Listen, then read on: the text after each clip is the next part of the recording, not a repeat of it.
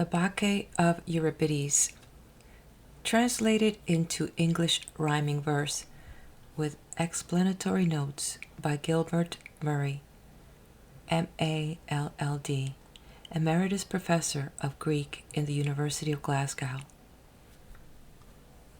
In the public domain. The Bacchae. Characters in the play. Dionysus the god, son of Zeus and of the Theban princess Cybele. Cadmus, formerly king of Thebes, father of Cybele. Pentheus, king of Thebes, grandson of Cadmus. Agave, daughter of Cadmus, mother of Pentheus. Tiresias, an aged Theban prophet. A soldier of Mintheus' guard. 2 messengers. A chorus of inspired damsels following Dionysus from the east. The play was first produced after the death of Euripides by his son, who bore the same name, together with the Iphigenia in Aulis and the Alcmaeon, probably in the year 405 BC. The Bacchae. The background represents the front of the castle of Pentheus, king of Thebes. At one side is visible the sacred tomb of Semele, a little enclosure overgrown with wild vines, with a cleft in the rocky floor of it from where there issues at times steam or smoke. The god Dionysus is discovered alone. Dionysus. Behold, God's Son is come unto this land. Of Thebes even I, Dionysus, whom the brand of hands hot splendor lit to life, when she, who bore me, Cadmus' daughter Semele, died here, so changed in shape from God to man, I walk again by Dirce's streams and scan Isthmus' shore, there by the castle side. I see her place, the tomb of the lightning's bride, the wreck of smoldering chambers, and the great, faint wreaths of fire undying as the hate dies not, that here are held for Semele. Cadmus hath done well in purity. He keeps this place apart and violate, his daughter's sanctuary, and I have set my green and clustered vines to robe it round.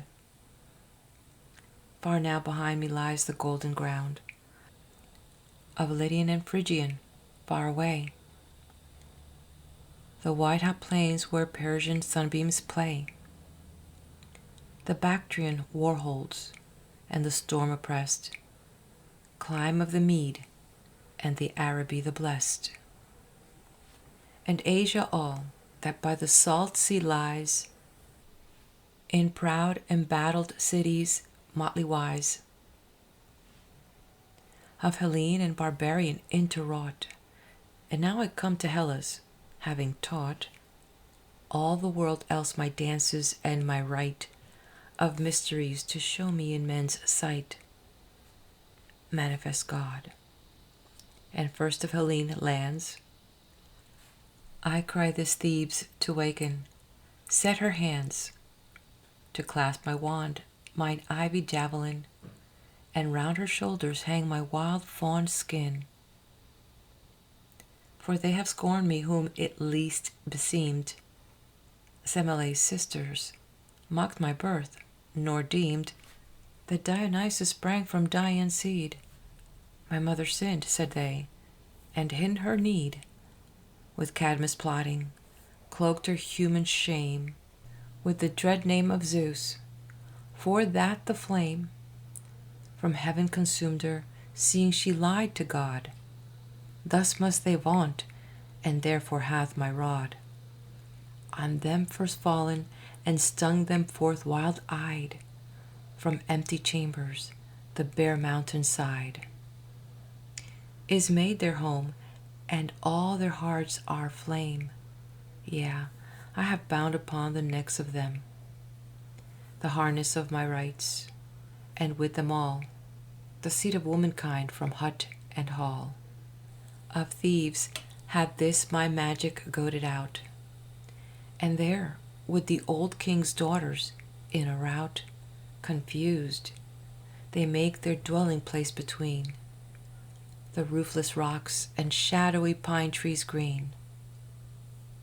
Thus shall this Thebes, how sore soever it smart, learn and forgot not till she crave her part. In mine adoring, thus must I speak clear, to save my mother's fame, and crown me here as true God, born by Cybele to Zeus. Now Cadmus yieldeth up his throne and use of royal honor to his daughter's son, Pentheus, who on my body hath begun a war with God. He thrusteth me away from due drink offering, and when men pray, my name entreats not, therefore on his own head and his peoples shall my power be shown. Then to another land, when all things here are well, must I fare onward, making clear my Godhead's might. But should his Theban town essay with wrath and battle to drag down my maids, lo, in their path myself shall be, and maniac armies battled after me. For this I veil my Godhead with the wan form of the things that die and walk as man.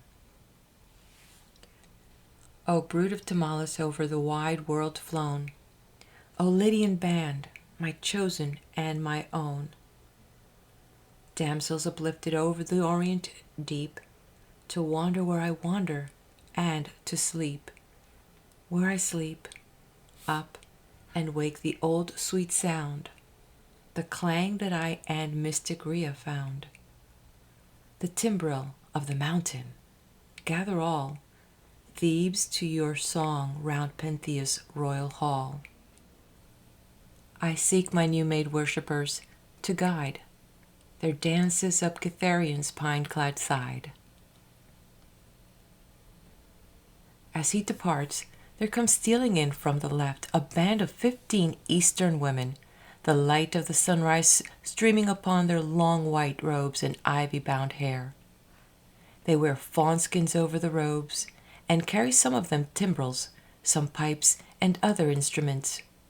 Many bear the thyrsus, or sacred wand, made of reed ringed with ivy. They enter stealthily till they see that the place is empty, and then begin their mystic song of worship. Chorus. A maiden. From Asia, from the dayspring that uprises, to Bromios ever glorying we came. We labored for our Lord in many guises. We toiled, but the toil is as the prize is. Thou mystery, we hail thee by thy name. Another. Who lingers in the road? Who espies us? He shall hide him in his house, nor be bold. Let the heart keep silence that defies us. For I sing this day to Dionysus, the song that is appointed from of old. All the maidens. Oh, blessed he in all wise, who hath drunk the living fountain, whose life no folly staineth, and his soul is near to God, whose sins are lifted pall-wise, as he worships on the mountain, and where Cybele ordaineth, our mother he has trod, his head with ivy laden, and his thyrsus tossing high, for our God he lifts his cry. Up, O Bacchae, wife and maiden, come, O ye Bacchae, come. O bring the joy bestower, God seed of God the sower, bring Bromios in his power. From Phrygia's mountain dome to street and town and tower, O bring ye Bromios home.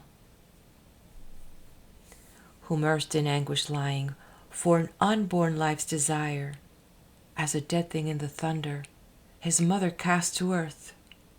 For her heart was dying, dying, in the white heart of the fire, till Zeus, the Lord of wonder, devised new layers of birth.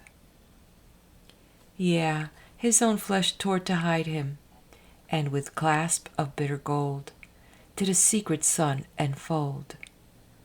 And the queen knew not beside him, till the perfect hour was there. Then a horned god was found, and a god with serpents crowned.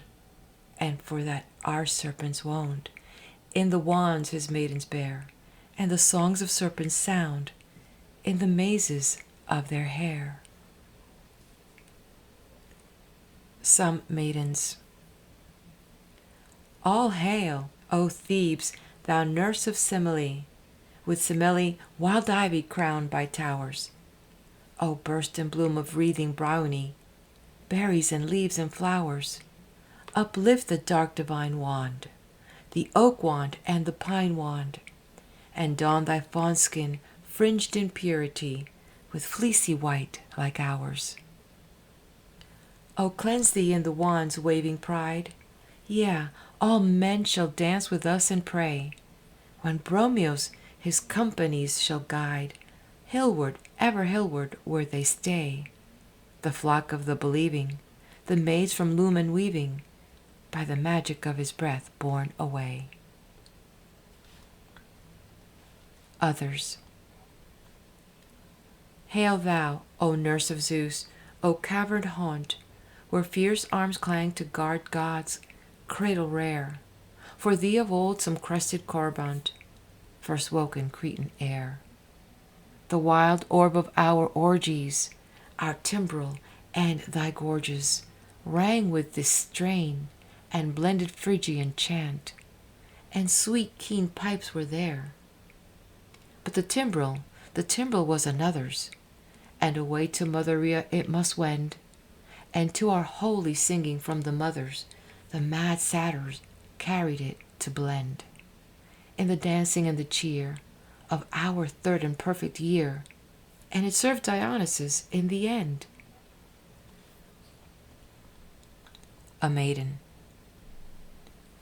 Oh, glad, glad on the mountains, to swoon in the race outworn, when the holy fawnskin clings, and all else sweeps away, to the joy of the red quick fountains, the blood of the hill goat torn, the glory of wild beast ravenings, where the hilltops catch the day, to the Phrygian, Lydian mountains.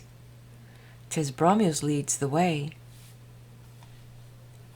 Then streams the earth with milk, yea, streams with wine and nectar of the bee, and through the air dim perfume steams of Syrian frankincense, and he, our leader, from his thirstiest spray, a torchlight tosses high and higher, a torchlight like a beacon fire, to waken all that faint and stray, and sets them leaping as he sings, his tresses rippling to the sky, and deep beneath the Maenad cry, his proud voice rings.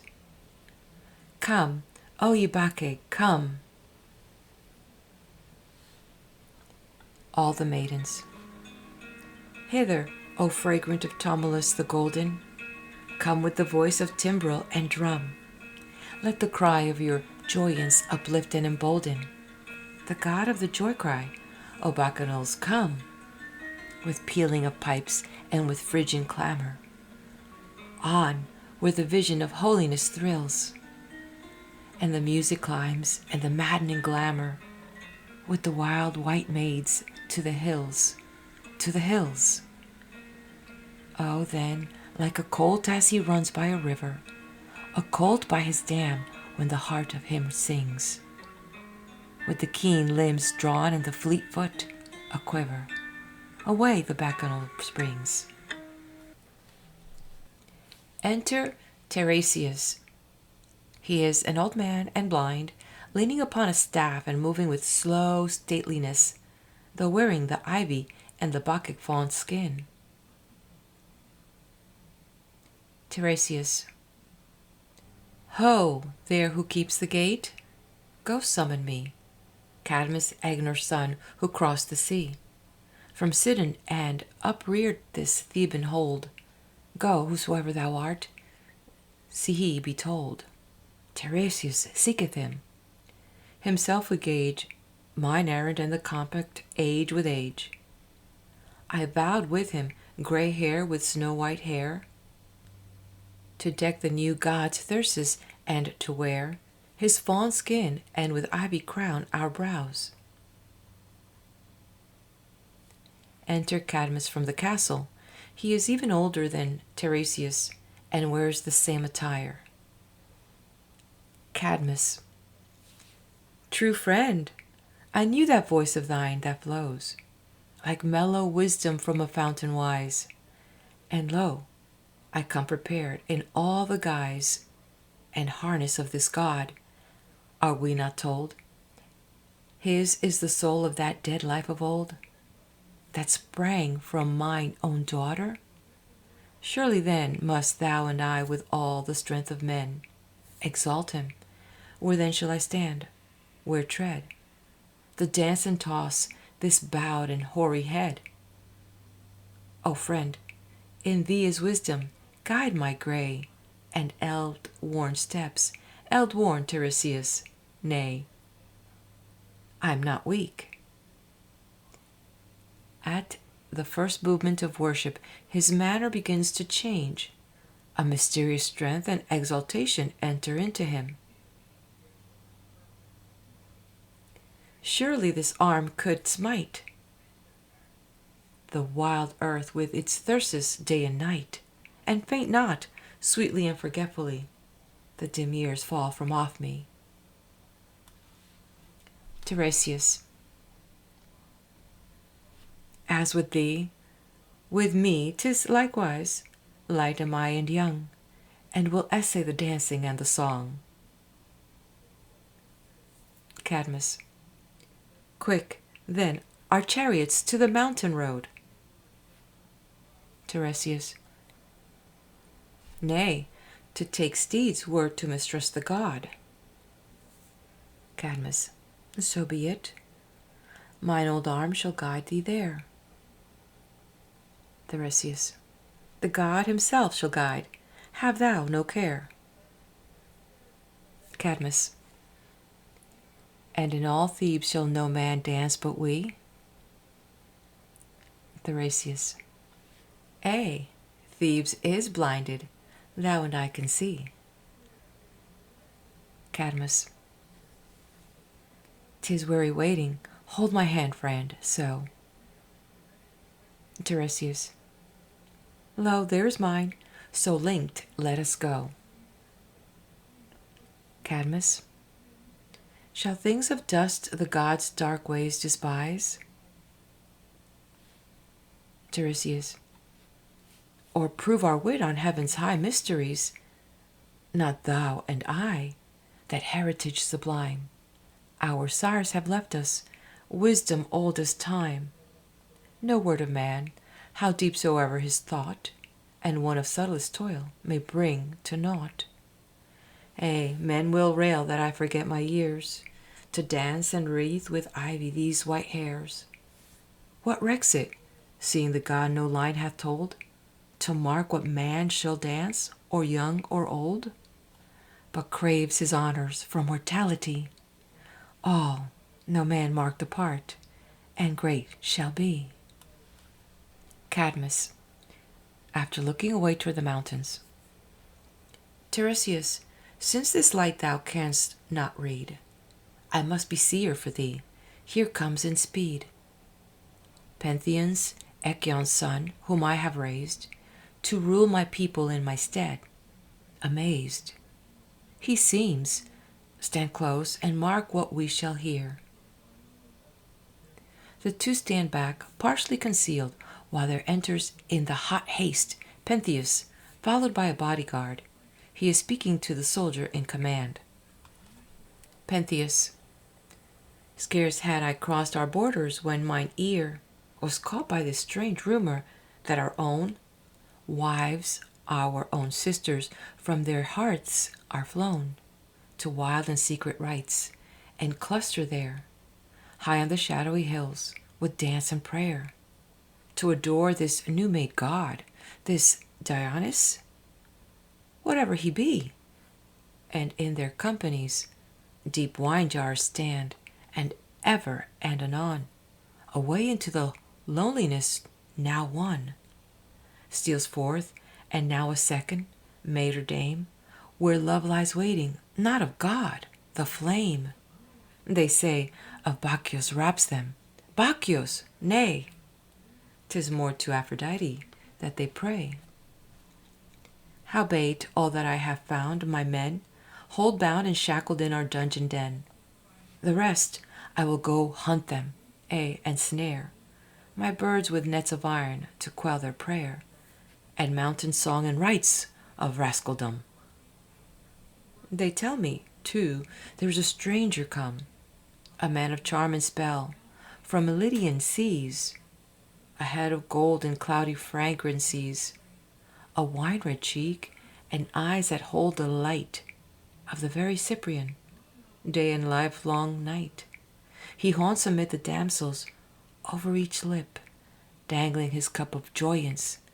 Let me grip him once, but once, within these walls, right, swift. That wound shall seize its music, and that drift of tossing curls lie still, when my rude sword falls between neck and trunk. 'Tis all his word. This tale of Dionysus, how that same babe that was blasted by the lightning flame, with his dead mother, for that mother's lie, was reconceived, born perfect from the thigh. O Zeus, and now is God? What call ye these? Dreams, gibes of the unknown wanderer, blasphemies that crave the very gibbet? Stay, God wot, here is another marvel. See I not? In motley fawnskins robed the vision seer, Tiresias? And my mother's father here? O depth of scorn, adoring with the wand of Bacchus? Father, nay, mine eyes are fond. It is not your white head so fancy flown? It cannot be. Cast off that ivy crown. O mine own mother's sire, set free that hand that cowers about its staff. 'Tis thou hast planned this work, Tiresias? 'Tis thou must set another altar and another yet. Amongst us watch new birds, and win more higher of gold, interpreting new signs of fire. But for thy silver hairs, I tell thee true, thou now wert sitting chained amid thy crew of raving damsels for this evil dream. Thou cast brought us of new gods, when once the gleam of grapes hath lit a woman's festival. In all their prayers is no more health at all. Leader of the chorus. The words are not heard by Pentheus. Injurious king, hast thou no care for God, nor Cadmus, sower of the giants' sod, life spring to great Ixion, and to thee? Tiresias. Good words, my son, come easily when he that speaks is wise, and speaks but for the right. Else come they never, swift are thine and bright, as though with thought, yet have no thought at all. Lo, this new god, whom thou dost flout withal. I cannot speak the greatness wherewith he in Hellas shall be great, two spirits there be, young prince, that in man's world are first of worth. Demeter one is named, she is the earth. Call her which name thou will, who feeds man's frame with sustenance of things dry, and that which came her work to perfect. Second is the power. From Cybele born, he found the liquid shower, hid in the grape. He rests man's spirits dim from grieving when the vine exalteth him. He giveth sleep to sink the fretful day. In cool forgetting, is there any way with man's sore heart save only to forget? Yeah, being God, the blood of him is set before the gods in sacrifice, that we for his sake may be blessed, and so to thee. That false shames him, how this God was knit into God's flesh? Nay, learn the truth of it. Cleared from the false, when from that deadly light Zeus saved the babe, and up to Olympus' height raised him, and Hera's wrath could cast him hence. Then Zeus devised him a divine defense. A fragment of the world encircling fire he rent apart, and wrought to his desire of shape and hue in the image of the child, and gave to Hera's rage, and so beguiled by change and passing time, this tale was born, how the babe God was hidden in the torn flesh of his sire. He hath no shame thereby. A prophet is her likewise. Prophecy cleaves to all frenzy, but beyond all else to frenzy of prayer. Then in us verily dwells the God himself, and speaks the thing to be. Yeah, and of Ares' realm a part hath he. When mortal armies mailed and arrayed have in strange fear, or ever blade met blade, fled maddened, 'tis this God hath palsied them, over Delphi's rock-built datum. Thou yet shalt see him leaping with his train of fire across the twin-peaked mountain plain, flaming the darkness with his mystic wand, and great in Hellas, list and understand. King Pentheus, dream not thou that force is power, nor if thou hast a thought, and that thought sour and sick. Oh, dream not thought is wisdom. Up, receive this God to Thebes, pour forth the cup of sacrifice, and pray, and wreathe thy brow. Thou fearest for the damsels? Think thee now, how toucheth this the part of Dionysus, to hold maids pure perforce? In them it lies, and their own hearts, and in the wildest rite cometh no stain to her whose heart is white. Nay, mark me, thou hast thy joy when the gate stands thronged, and Pentheus' name is lifted great, and high by Thebes in clamor. Shall not he rejoice in his due meed of majesty? Howbeit this Cadmus, who thou scorn, and I will wear his crown, and tread his dances, Our hairs are white, yet shall that dance be trod. I will not lift mine arm to war with God.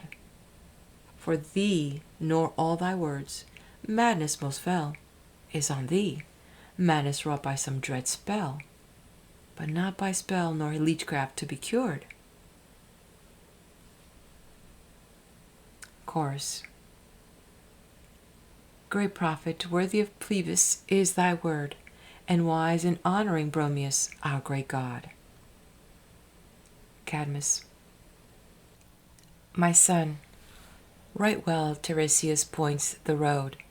Oh, make thine habitation here with us, not lonely against men's uses, hazardous. Is this quick bird-like beating of thy thought, where no thought dwells? Grant that this God be naught, yet let that naught be somewhat in thy mouth. Lie boldly and say he is. So north and south shall marvel how there sprang a thing divine from Cybele's flesh, and honor all our line. Drawing near to Pentheus.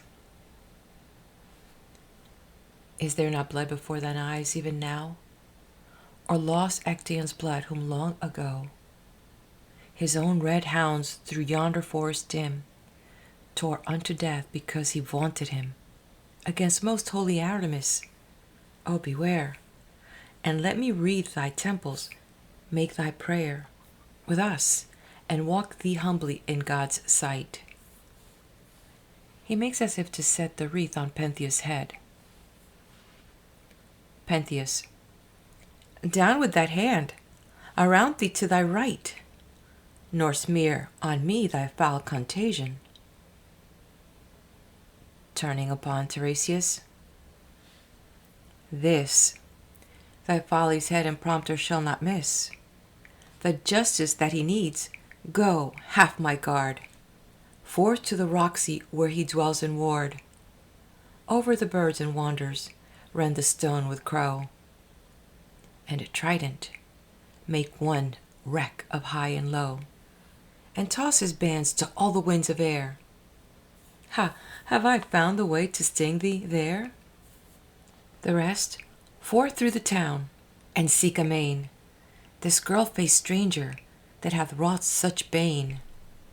To all the thieves, preying on our maids and wives, seek till ye find, and lead him here in gyves, till he be judged and stoned, and weep in blood, the day he troubled Pentheus with his god. The guard set forth in 2 bodies. Pentheus goes into the castle.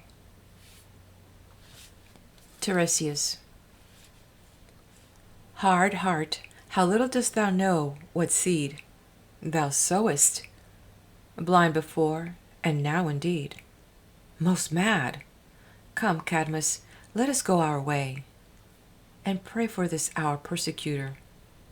Pray for his poor city, that the righteous God move not in anger. Take thine ivy rod, and help my steps as I help thine. 'Twere ill if 2 old men should fall by the doorway. Still, come what come may, our service shall be done to Bacchus, the All-Father's mystic son. O Pentheus, named of sorrow, shall he claim from all thy house fulfillment of his name. Old Cadmus? Nay, I speak not from mine art, but as I see blind words and a blind heart. The 2 old men go off toward the mountain. Chorus. Some maidens. Thou immaculate on high, thou recording purity, thou that stoopest, golden wing, earthward manward pitying. Hearest thou this angry king? Hearest thou the rage and scorn 'gainst the Lord of many voices, him of mortal mother born, him in the whom man's heart rejoices? Girt with garlands and with glee, first in heaven's sovereignty? For this kingdom it is there, in the dancing and the prayer, in the music and the laughter, in the banishing of care, and of all before and after, in the God's high banquet when gleams the great blood flashed to heaven. Yeah, and in the feast of men comes his crowned slumber then. Pain is dead and hate forgiven. Others. Loose thy lips from out the rain, lift thy wisdom to disdain whatso law thou canst not see, scorning so the end shall be uttermost calamity. 'Tis the life of quiet breath, 'tis the simplest and the true. Storm no earthquake shattereth, nor shall aught the house undo where they dwell, for far away, hidden from the eyes of day, watchers are there in the skies that can see man's life and prize deeds well done by things of clay. But the world's wise are not wise, claiming more than mortal may. Life is such a little thing, lo, their present is departed, and the dreams to which they cling come not, mad imagining theirs, I ween, and empty-hearted. Divers maidens. Where is the home for me? O Cyprus set in the sea, Aphrodite's home in the soft sea foam, what I could went to thee, where the wings of the loves are furled, and faint the heart of the world. Unto Phaefo's isle, where the rainless meadows smile, with riches rolled from the hundredfold mouths of the far-off Nile, streaming beneath the waves to the roots of seaward caves. But a better land is there, where Olympus cleaves the air, the high still dell where the Muses dwell, fairest of all things fair. Oh, there is grace, and there is the heart's desire, and peace to adore thee, thou spirit of guiding fire. A god of heaven is he, and born in majesty, yet hath he mirth in the joy of the earth, and he loveth constantly her who brings increase, the feeder of children, peace. No grudge hath he of the great, no scorn of the mean estate, but to all that liveth his wine he giveth, griefless, immaculate. Only on them that spurn joy may his anger burn. Love thou the day and the night, be glad of the dark and the light, and avert thine eyes from the lore of the wise, that have honor in proud men's sight. The simple, nameless herd of humanity had deeds and faith that are truth enough for me. As the chorus ceases, a party of the guards return, leading in the midst of them Dionysus bound. The soldier in command stands forth, as Pentheus, hearing the tramp of feet, comes out from the castle. Soldier. Our quest is finished, and thy prey, O king, caught. For the chase was swift, and this wild thing, most tame, yet never flinched nor thought to flee, but held both hands out unresistingly. No change, no blanching of the wine-red cheek. He waited while we came, and bade us wreak all thy decree. Yea, laughed, and made my hest easy, till I for very shame confessed, and said, O stranger, not of mine own will, I bind thee, but his bidding to fulfill, who sent me, and those prison maids withal, whom thou didst seize and bind within the wall of thy great dungeon. They are fled, O king, free in the woods, a dance and glorying, to Bromios, of their own impulse fell, to earth, men say, fetter and manacle, and bar slid back untouched of mortal hand. Yea, full of many wonders to thy land. In this man come, howbeit it lies with thee. Pentheus. You are mad. Unhand him. How so swift he be? My toils are round him, and he shall not fly. The guards loose the arms of Dionysus. Pentheus studies him for a while in silence, then speaks jeeringly. Dionysus remains gentle and unafraid. Marry, a fair shape for a woman's eye. Sir stranger, and thou seek'st no more, I ween. Long curls withal, that shows thou never hast been a wrestler, down both cheeks so softly tossed, and winsome, and a white skin it hath cost. Thee pains to please thy damsels with this white, and red of cheeks that never face the light. Dionysus is silent. Speak, SIRRAH, tell me first thy name and race. Dionysus. No glory is therein, nor yet disgrace. Thou hast heard of Tumulus, the bright hill of flowers? Pentheus. Surely the ridge that winds by Sardis towers. Dionysus. Thence am I. Lydia was my fatherland. Pentheus. And whence these revelations, that thy band spreadeth in Hellas? Dionysus. Their intent and use, Dionysus oped to me, the child of Zeus. Pentheus brutally. Is there a Zeus there that can still beget young gods? Dionysus. Nay, only he whose seal was set here in thy Thebes on Cybele. Pentheus. What way descended he upon thee? In full day, or vision of night? Dionysus. Most clear he stood and scanned my soul, and gave his emblems to mine hand. Pentheus. What like be they, these emblems? Dionysus. That may none reveal nor know, save his elect alone. Pentheus. And what good bring they to the worshipper? Dionysus.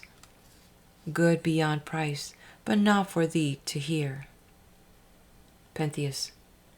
Thou trickster, thou wouldst prick me on the more to seek them out. Dionysus. His mysteries abhor the touch of sin lovers. Pentheus. And so thine eyes saw this god plain, what guise had he? Dionysus. What guise? It liked him. 'Twas not I ordained his shape. Pentheus. Ay, draftly turned again, an idle jape, and nothing answered. Dionysus. Wise words being brought, to blinded eyes will seem as things of naught. Pentheus. And comest thou first to Thebes to have thy god established?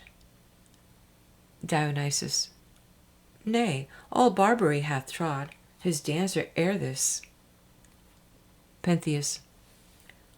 A low blind folk, I ween, beside our Hellenes.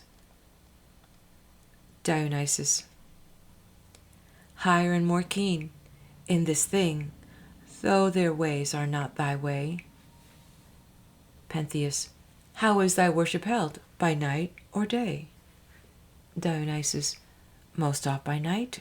'Tis a majestic thing, the darkness. Pentheus. Ha! With woman worshipping? 'Tis craft and rottenness. Dionysus. By day no less. Whoso will seek may find unholiness.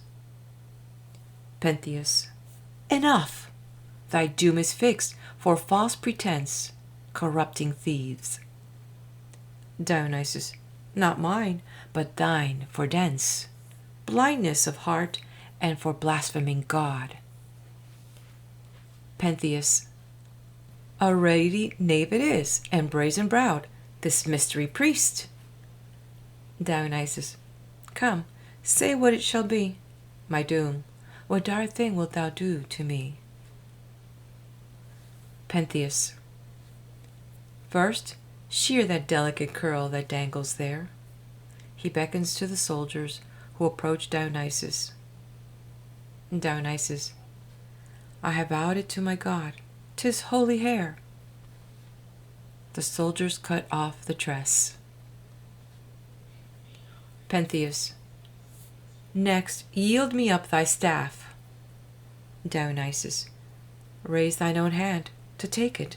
This is Dionysus' wand. Pentheus takes the staff. Pentheus.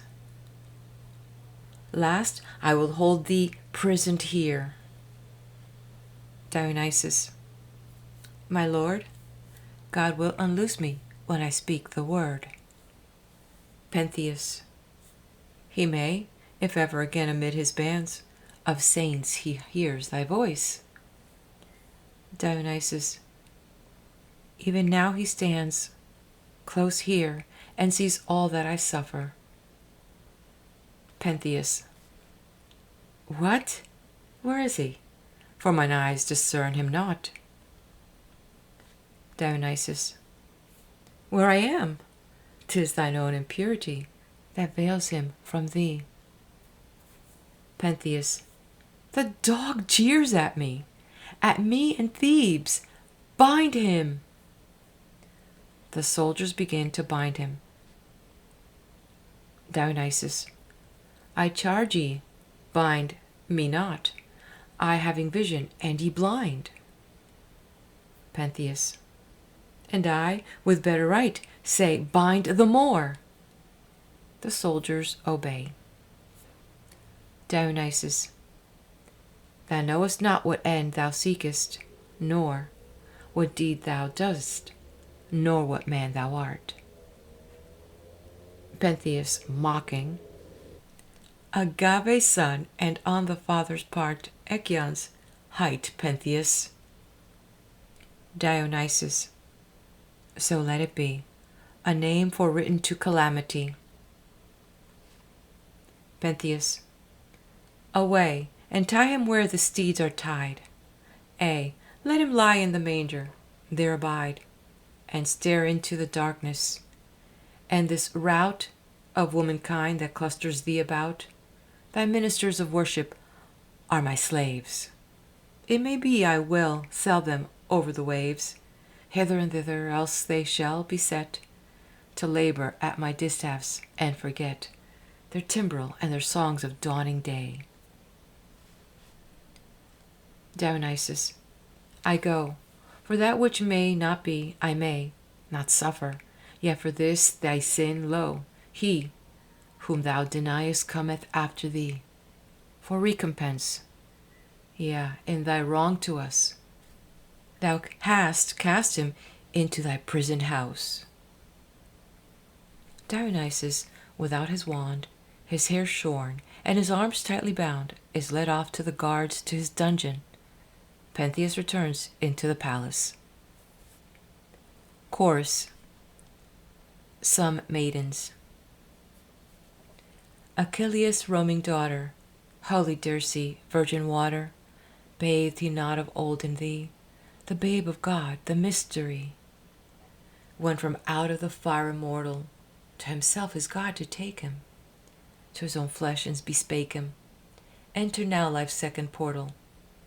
Motherless mystery, lo, I break mine own body for thy sake, thou of the twofold door, and seal thee, mine, O Bromios, thus he spake, and to this thy land reveal thee. Still my prayer toward thee quivers, Dirce, still to thee I hear me. Why, O blessed among rivers, why thou fly me and deny me? By his own joy I vow, by the grape upon thy bough, thou shalt seek him in the midnight, thou shalt love him even now. Other maidens.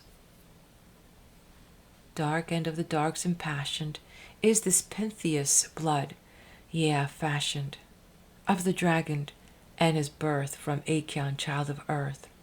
He is no man, but a wonder.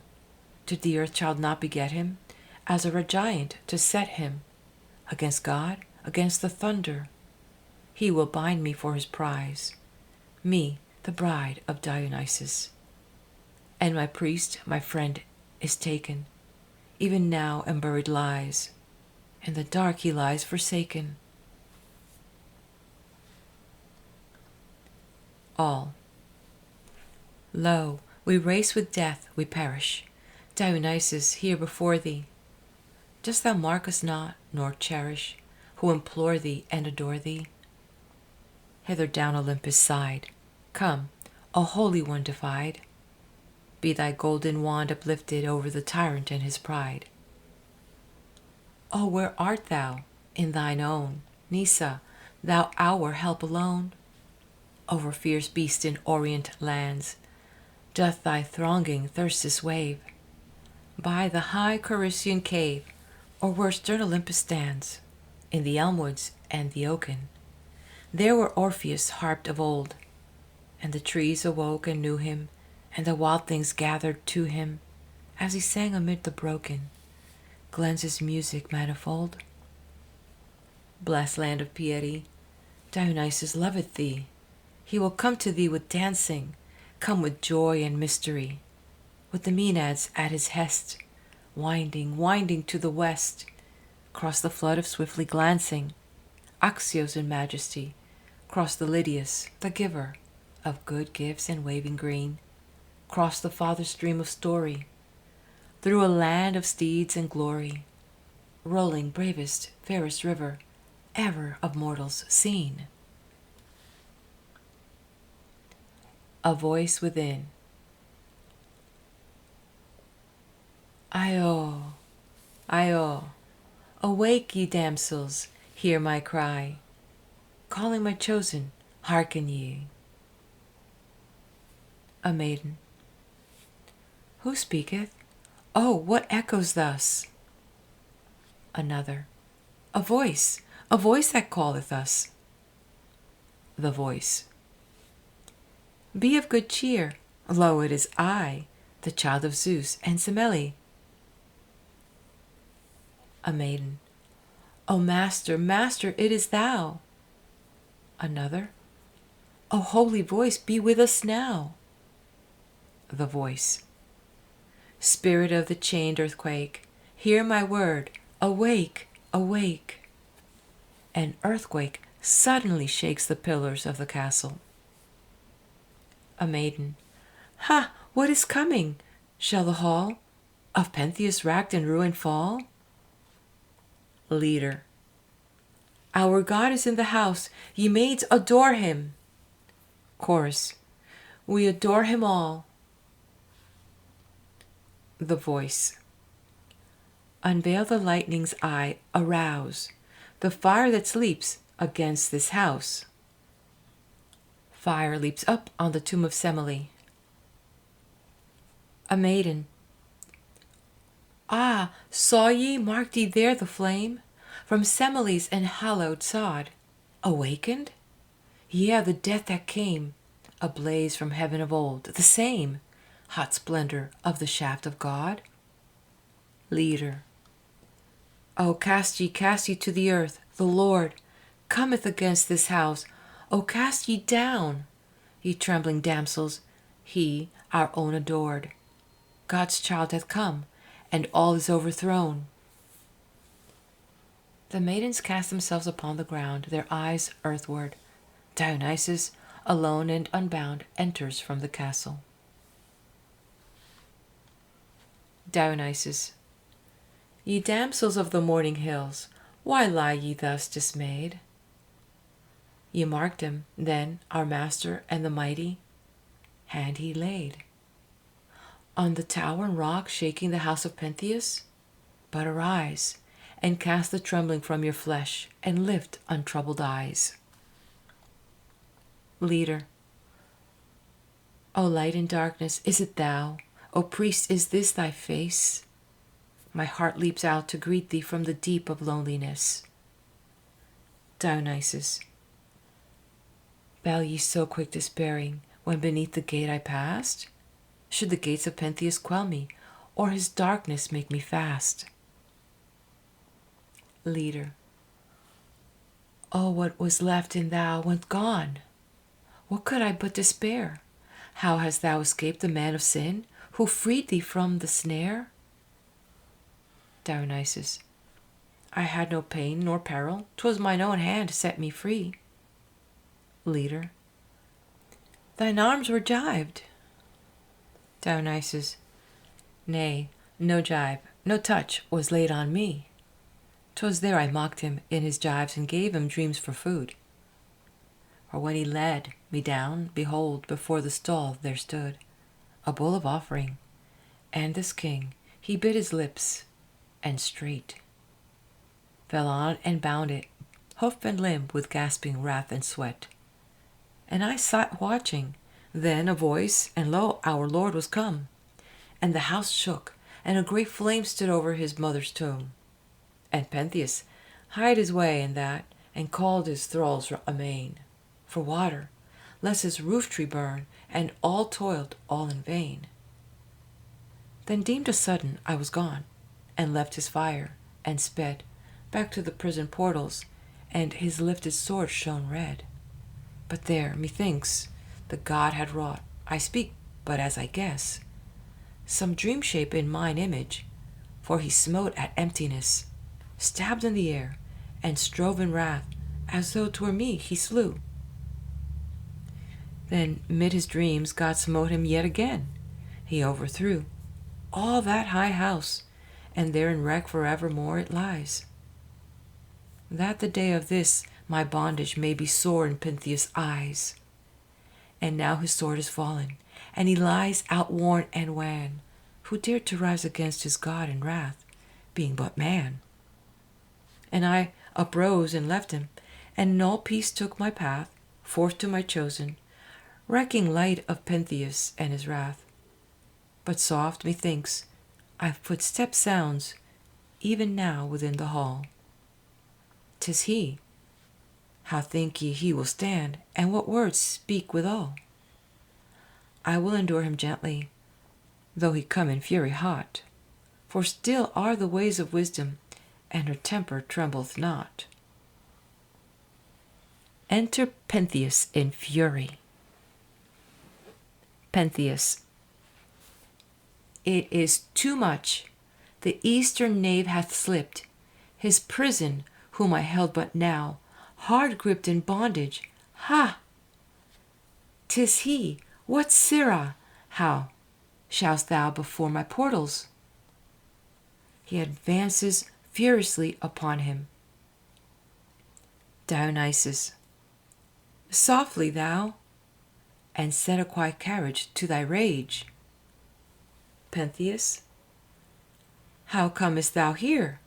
How didst thou break thy cage? Speak. Dionysus. Said I not, or didst thou mark not me? There was one living that should set me free. Pentheus. Who? Ever wilder are these tales of thine. Dionysus. He who first made for man the clustered vine. Pentheus. I scorn him and his vines. Dionysus. For Dionysus 'twas well, for in thy scorn his glory lies. Pentheus to his guard. Go swift to all the towers, and bar withal each gate. Dionysus. What? Cannot God overleap a wall? Pentheus. O wit thou hast, save where thou needest. Dionysus. Where it most imports, there is my wit. Nay, peace. Abide till he who hasteth from the mountain side with news for thee be come. We will not fly, but wait on thy command. Enter suddenly and in haste a messenger from the mountain. Messenger. Great Pentheus, lord of all this Theban land, I come from high Catharion, where the frore snow spangles gleam and cease not evermore. Pentheus. And what of import may thy coming bring? Messenger. I have seen the wild white woman there, O king, whose fleet limbs darted arrow-like but now from Thebes away, and come to tell thee how they work strange deeds and passing marvel. Yet I first would learn thy pleasure. Shall I set my whole tale forth, or veil the stranger part? Yea, Lord, I fear the swiftness of thy heart, thine edged wrath, and more than royal soul. Pentheus. Thy tale shall nothing scathe thee. Tell the whole. It scales not to be wroth with honesty. Nay, if thy news of them be dark, 'tis he shall pay it, who bewitched and led them on. Messenger. Our herded kine were moving in the dawn, up to the peaks, the greyest, coldest time, when the first rays steal earthward, and the rime yields, when I saw 3 bands of them, the one, Antonio, led, one, I know, one thine own, mother Agave. There beneath the trees, sleeping they lay, like wild things flung at ease, in the forest, one half sinking on a bed of deep pine greenery, one with careless head amid the fallen oak leaves, all most cold, in purity, and as thy tale was told, of wine cups and wild music and the chase, for love amid the forest loneliness. Then rose the queen Agave suddenly amid her band, and gave the gods wild cry, "Awake, ye Bacchanals, I hear the sound of horned kine. Awake ye!" Then, all round, alert, the warm sleep fallen from their eyes, a marvel of swift ranks I saw them rise. Dames, young and old, and gentle maids unwed, among them, over their shoulders first they shed their tresses, and caught up the fallen fold of mantles where some clasp had loosened hold, and girt the dappled fawn-skins in with long, quick snakes that hissed and writhed with quivering tongue. And one young fawn held, and one a wild wolf-cub, and fed them with a white milk, and smiled in love, young mothers with a mother's breast, and babes at home forgotten. Then they pressed wreathed ivy round their brows, and oaken sprays, and flowering Bryonia, and one would raise her wand and smite the rock, and straight a jet of quick bright water came. Another set her thyrsus in the bosomed earth, and there was red wine that the gods sent up to her, a darkling fountain, and if any lips sought wider draughts, with dipper fingertips they pressed the sod, and gushing from the ground came springs of milk, and reed wands ivy crowned ran with sweet honey, drop by drop.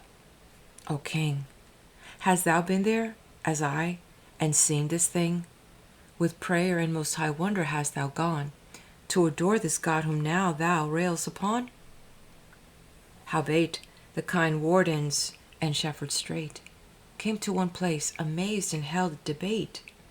And one being there who walked the streets and scanned the waves of speech, took lead of them whose hand knew but the slow soil and the solemn hill, and flattering spoke and asked, "Is it your will, masters, we stay the mother of the king, Agave, from the lawless worshipping, and win us royal thanks?"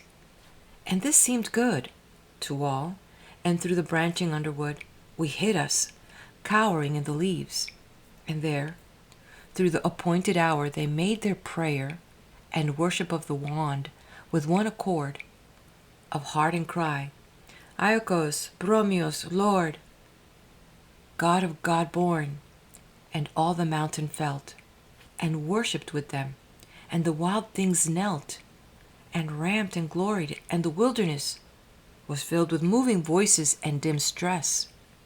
Soon, as it chanced, beside my thicket close, the queen herself passed dancing, and I rose, and sprang to seize her, but she turned her face upon me. Ho, my rovers of the chase, my wild white hounds, we are hunted, up each, rod, and follow, follow for our Lord and God. The reet, for fear they tear us, all we fled, amazed, and on, with hand unweaponed, they swept toward our herds that browse the green hill grass. Great uttered kine then hadst thou seen, bellowing in sword-like hands that cleave and tear, a live steer riven asunder, and the air tossed with rent ribs or limbs of cloven tread, and flesh upon the branches, and a red rain from the deep green pines.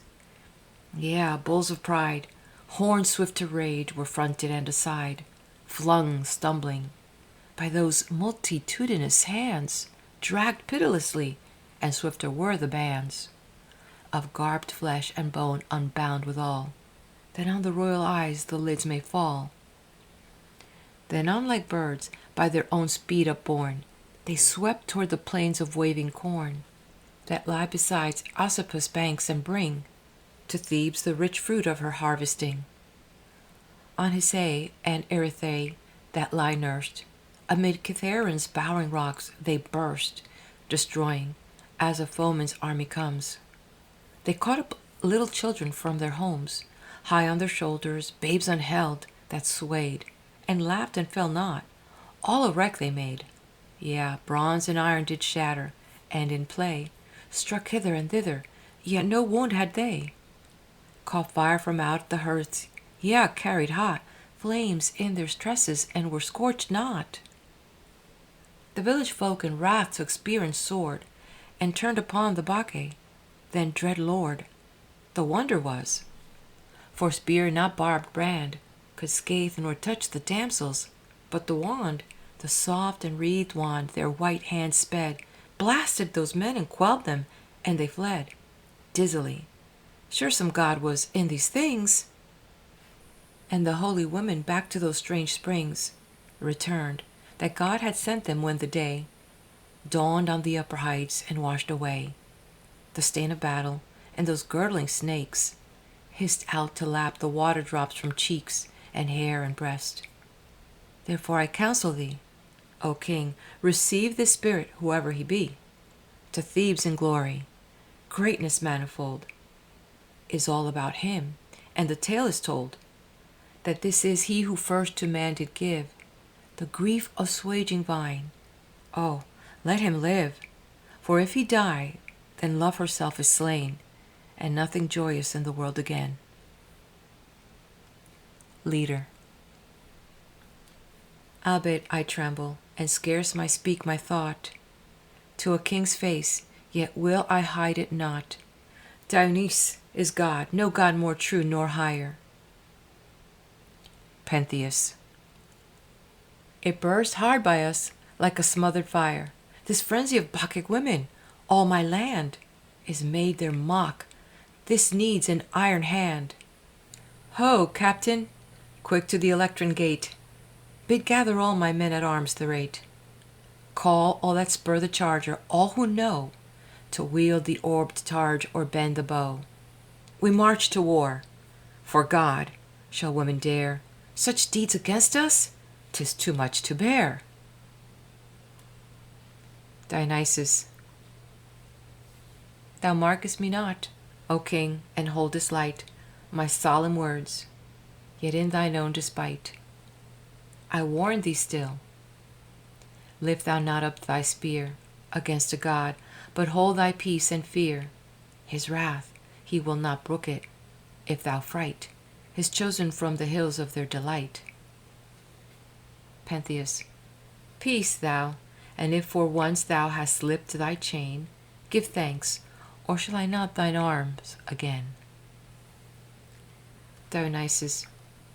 Better to yield him prayer and sacrifice than kick against the pricks, since Dionysus is God and thou but mortal. Pentheus. That will I.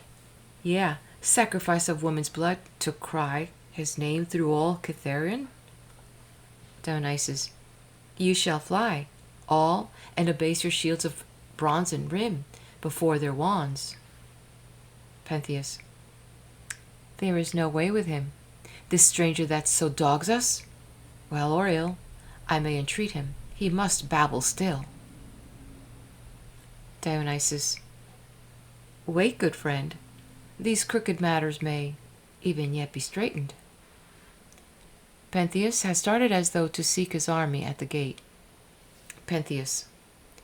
If I obey, mine own slaves will. How else? Dionysus. Myself will lead the damsels hither without sword or steed. Pentheus. How now? This is some plot against me. Dionysus. What? Dost fear only to save thee do I plot? Pentheus. It is some compact ye have made, whereby to dance these hills forever. Dionysus. Verily, that is my compact, plighted with my lord. Pentheus, turning from him. Ho, armorers, bring forth my shield and sword, and thou be silent. Dionysus, after regarding him fixedly, speaks with resignation. Have then thy will. He fixes his eyes upon Pentheus again, while the armorers bring out his armor, then speaks in a tone of command. Man, thou wilt fain behold them on the hill, praying. Pentheus, who during the rest of this scene, with a few exceptions, simply speaks the thoughts that Dionysus puts into him, losing power over his own mind. That would I, though it cost me all, the gold of Thebes. Dionysus. So much? Thou art quick to fall to such great longing. Pentheus, somewhat bewildered at what he has said. 'Twould grieve me much to see them flown with wine. Dionysus. Yet cravest thou such a sight as would much grieve thee? Pentheus. Yes, I fain would watch ambushed among the pines. Dionysus. 'Twere vain to hide, they soon will track thee out. Pentheus. Well said, 'twere best done openly. Dionysus. Wilt thou be led by me and try the venture? Pentheus. Indeed. Lead on. Why should we tarry? Dionysus. First we need a rich and trailing robe of fine linen to gird thee. Pentheus. Nay, am I a woman, then, and no man more? Dionysus. Wouldst have them slay thee dead? No man may see their mysteries. Pentheus. Well said. I marked thy subtle temper long ere now. Dionysus. 'Tis Dionysus that prompteth me. Pentheus. And how means thou the further plan? Dionysus. First take thy way, within I will array thee. Pentheus. What array? The woman's? Nay, I will not. Dionysus. Doth it change so soon all thy desire to see this strange adoring? Pentheus. Wait! What garb wilt thou bestow about me? Dionysus. First, a long tress dangling low beneath thy shoulders. Pentheus. And next? Dionysus. The said robe falling to thy feet, and on thine head a snood. Pentheus. And after? Hast thou aught beyond? Dionysus. Surely, the dappled fawnskin and the wand. Pentheus, after struggle with himself. Enough, I cannot wear robe and snood. Dionysus. Wouldst liefer draw the sword and spill men's blood? Pentheus, again doubting. True, that were evil, 'Tis best to go first to some place of watch. Dionysus. Far wiser so than seek by wrath's bitter recompense. Pentheus. What of the city streets? Canst lead me hence unseen of any? Dionysus. Lonely and untried, thy path from hence shall be, and I thy guide. Pentheus. I care for nothing, so these bacchanals triumph not against me. Forward to my halls, within I will ordain what seemeth best. Dionysus. So be it, O king, 'tis mine to obey thine hest, whatever it be. Pentheus, after hesitating once more and waiting. Well, I will go, perchance, to march and scatter them with serried lance, perchance to take thy plan, I know not yet. Exit Pentheus into the castle. Dionysus. Damsels, the lion walketh to the net. He finds his Bacchae now, and sees and dies, and pays for all his sin. O Dionysus, this is thine hour, and thou not far away. Grant us our vengeance. First, O master, stay the course of reason in him, and instill a foam of madness. Let his seeing will, which never had stooped to put thy vesture on, be darkened till the deed is lightly done. Grant likewise that he find through all his streets loud scorn, this man of wrath and bitter threats, that made Thebes tremble, led in woman's guise. I go to fold that robe of sacrifice on Pentheus, that shall deck him to the dark, his mother's gift. So shall he learn and mark God's true son, Dionysus, in fullness God, most fearful, yet to man most soft of mood. Exit Dionysus following Pentheus into the castle. Chorus. Some maidens. Will they ever come to me, ever again? The long, long dances, on through the dark till the dim stars wane. Shall I feel the dew on my throat and the stream of wind in my hair? Shall our white feet gleam in the dim expanses? Oh, feet of a fawn to the green wood fled, alone in the grass and the loveliness.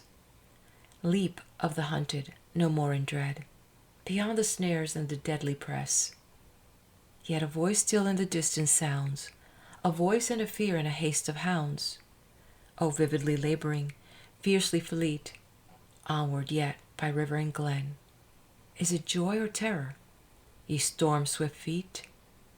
To the dear lone lands untroubled of men, where no voice sounds, and amid the shadowy green, the little things of the woodland live unseen. What else is wisdom? What of man's endeavor, or God's high grace so lovely and so great?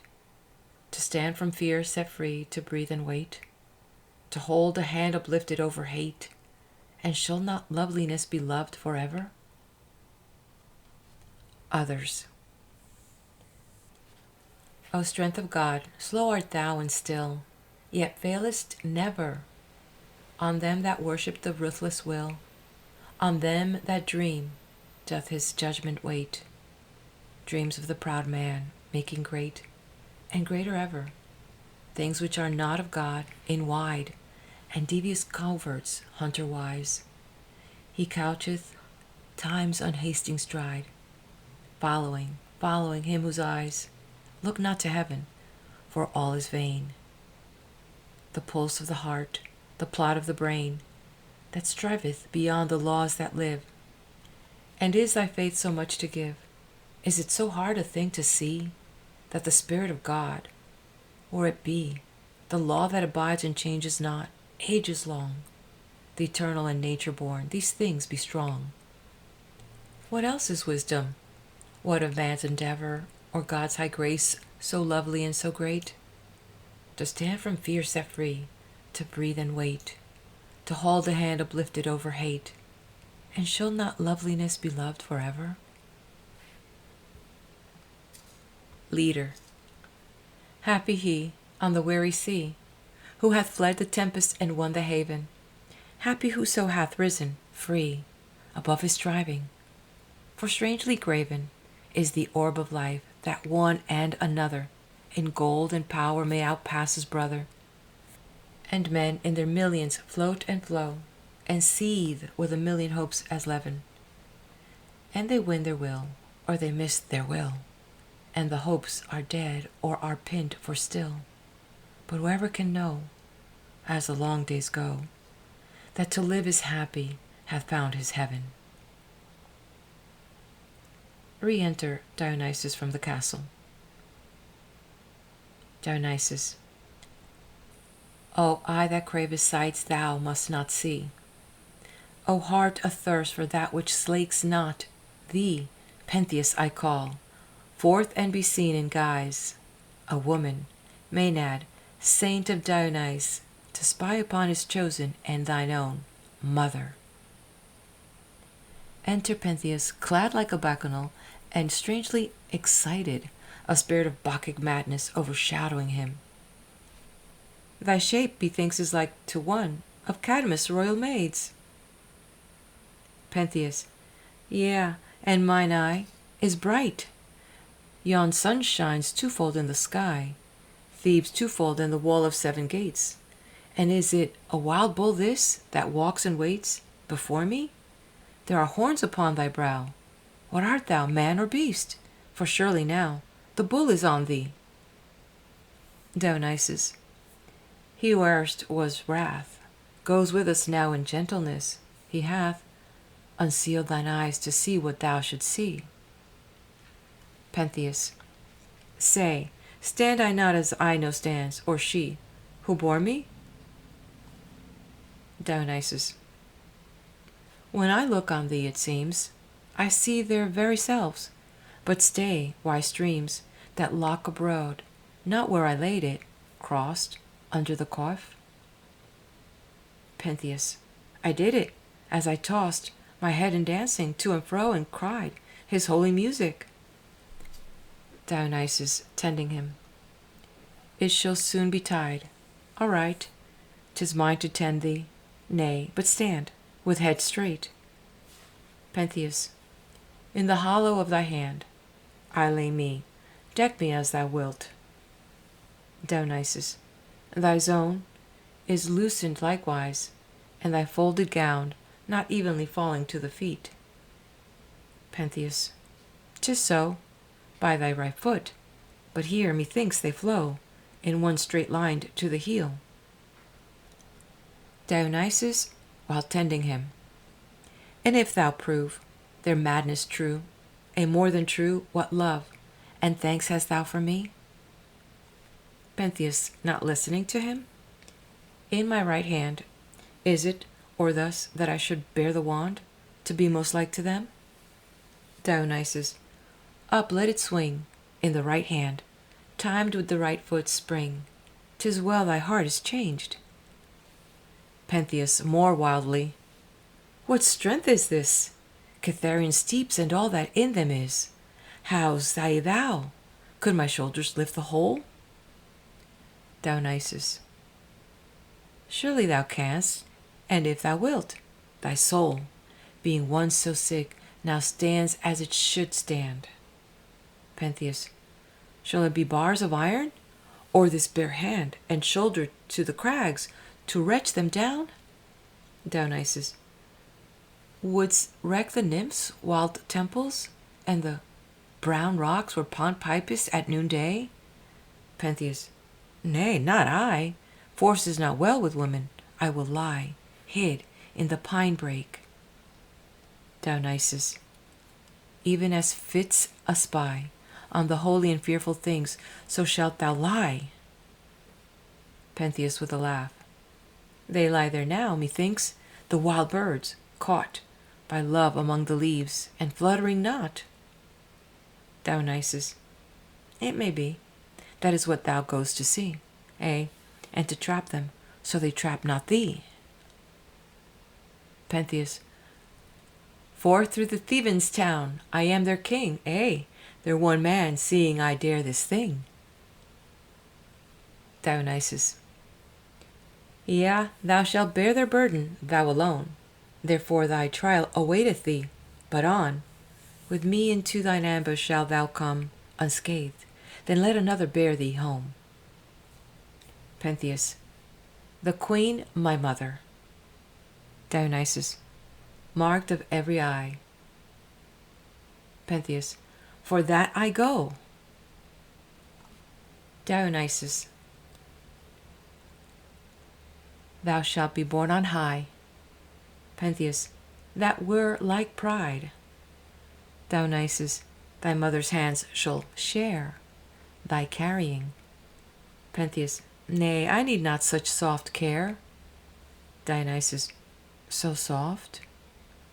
Pentheus. Whatever it be, I have earned it well. Exit Pentheus towards the mountain. Dionysus. Fell, fell art thou, and to a doom so fell. Thou walkest that thy name from south to north shall shine, a sign forever, reachest thou forth. Thine arms, Agave, now, and ye dark-browed Cadmeum sisters, greet this prince so proud. To the high ordeal, where save God and me, none walks unscathed, the rest this day shall see. Exit Dionysus, following Pentheus. Chorus. Some maidens. O hounds, raging and blind, up by the mountain road, sprites of the maddened mind, to the wild maids of God, fill with your rage their eyes, rage at the rage unblessed, watching in woman's guise, the spy upon God's possessed. A Bacchanal.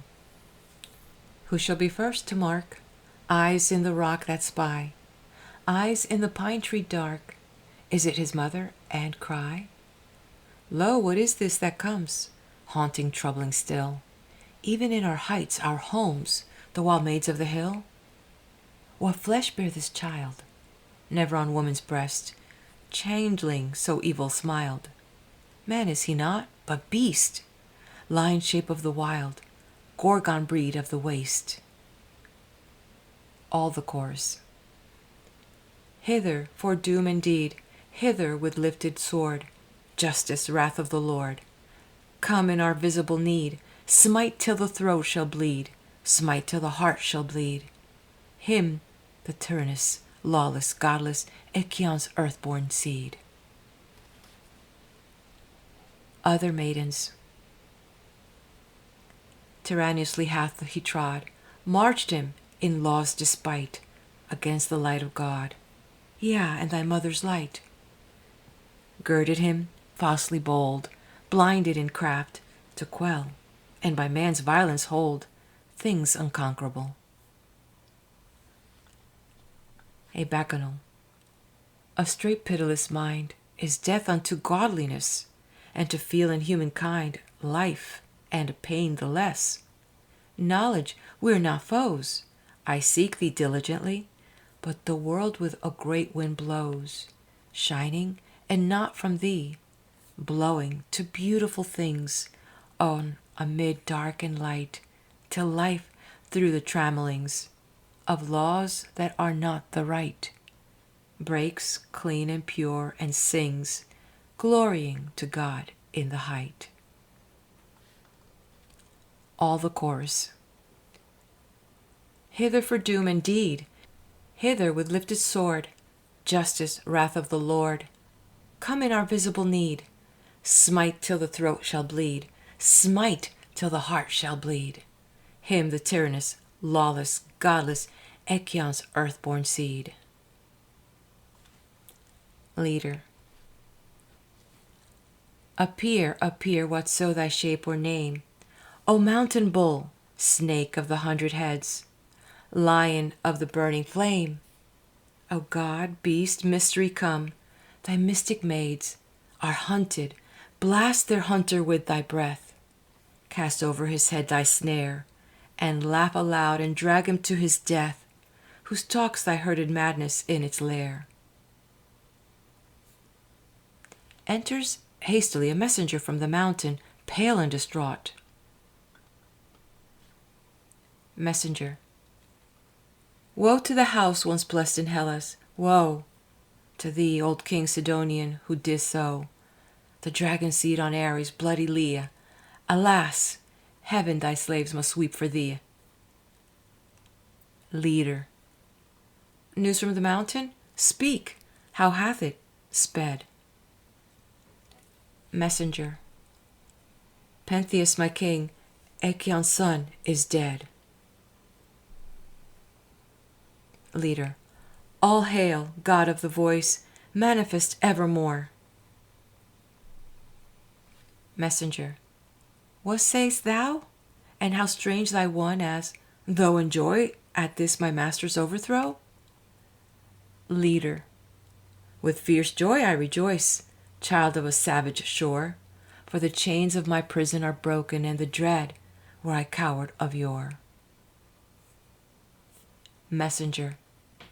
And deem'st thou Thebes so beggared, so forlorn, of manhood to sit beneath thy scorn? Leader. Thebes hath over me no sway, none save him I obey.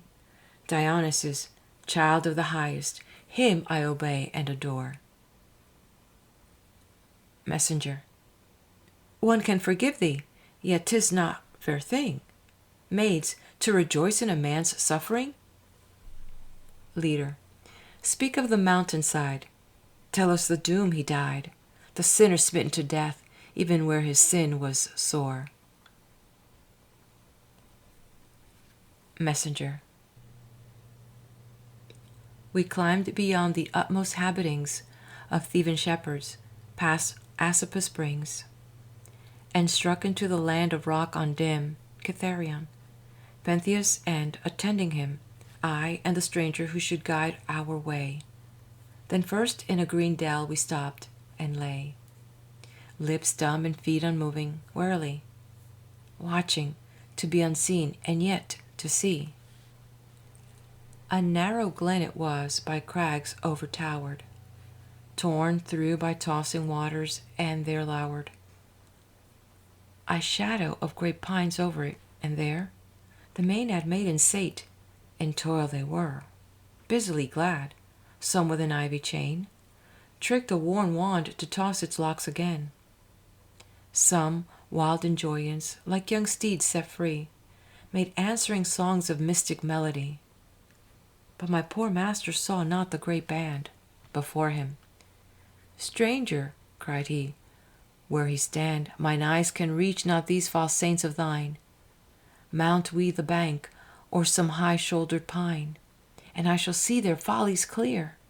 At that there came a marvel, for the stranger straight touched a great pine tree's high and heavenward crown, and lower, lower, lower urged it down to the herbless floor, round like a bending bow, or slow wheel's rim a joiner forces to. So in those hands that tough and mountain stem bowed slow. Oh, strength not mortal dwelt in them, to the very earth. And there he set the king, and slowly, lest it cast him in its spring, let back the young and straining tree, till high it towered again amid the towering sky.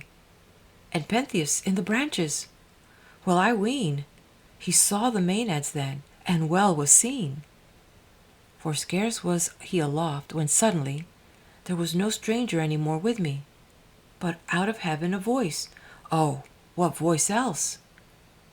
'Twas he that called, "Behold, O demoiselles, I bring ye him who turneth to despite both me and ye, and darketh my great light. 'Tis yours to avenge."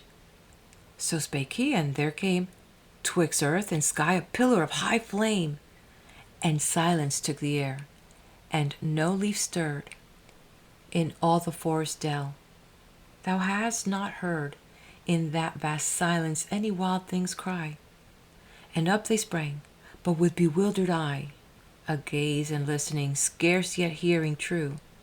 Then came the voice again, and when they knew their god's clear call, old Cadmus' royal brood, up, like wild pigeons startled in a wood.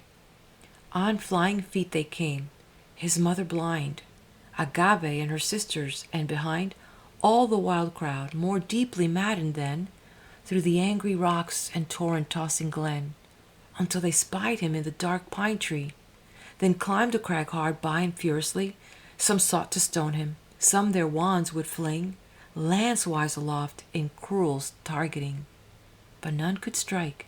The height overtopped their rage, and there he clung unscathed as in a cage, caught, and of all their strife no end was found. Then hither cried Agave, "Stand we round, and grip the stem, my wild ones, till we take this climbing cat of the mount.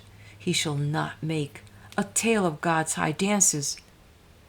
Out then shone, arm upon arm, past count, and closed upon the pine, and gripped, and the ground gave, and down it reeled, and that high sitter from the crown of the green pine top, with a shrieking cry, fell, as his mind grew clear, and there hard by was horror visible. 'Twas his mother stood over him, first priestess of those rites of blood. He tore the coif, and from his head away flung it, that she might know him and not slay.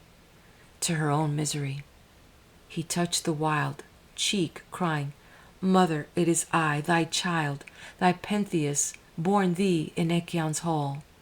Have mercy, mother, let it not befall, through sin of mine, that thou shalt slay thy son."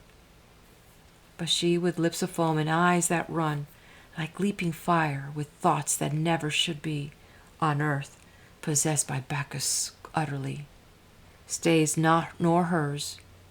Round his left arm she put both hands, set hard against his side her foot, drew, and the shoulder severed, not by might of arm, but easily, as the god made light, her hands essay. And at the other side was Ino rending, and the torn flesh cried, and on Antuno pressed, and all the crowd of ravening arms. Yeah, all the air was loud, with groans that faded into sobbing breath, dim shrieks, and joy and triumph cries of death. And here was born a severed arm, and there a hunter's booted foot. White bones lay bare, with rending, and swift hands ensanguined, tossed as in sport the flesh of Pentheus dead. His body lies afar, the precipice hath part and parts in many an interstice, lurk of the tangled woodland, no light quest to find. And the head of all the rest, his mother hath it, pierced upon a wand, as one might pierce a lion's, and through the land, leaving her sisters in their dancing place, bears it on high. Yeah, to these walls her face was set, exulting in her deed of blood, calling upon her Bromios, her god, her comrade, fellow render of the prey, her all victorious, to whom this day she bears in triumph her own broken heart.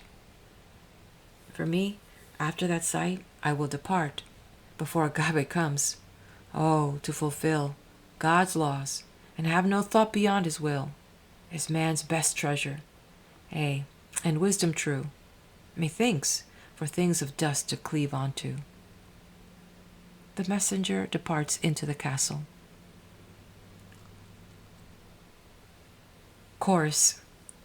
Some maidens. Weave ye the dance, and call praise to God.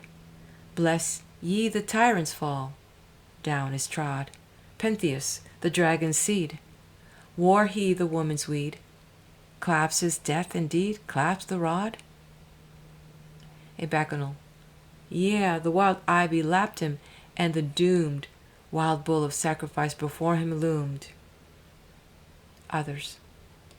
Ye who did Bromio scorn, praise him the more. Bacchanal's Cadmus born, praise with sore agony, yeah, with tears. Great are the gifts he bears, hands that a mother rears, red with gore. Leader. But stay, Agave cometh, and her eyes make fire around her, reeling. Ho, the prize cometh! All hail, O rout of Dionysus! Enter from the mountain Agave, mad, and to all seeming wondrously happy, bearing the head of Pentheus in her hand. The chorus maidens stand horror-struck at the sight. The leader, also horror-struck, strives to accept it and rejoice in it as the god's deed. Agave. Ye from the lands of morn. Leader. Call me not, I give praise. Agave. Lo, from the trunk new shorn, hither a mountain thorn. Bear we, O Asian born, Bacchanals bless this chase.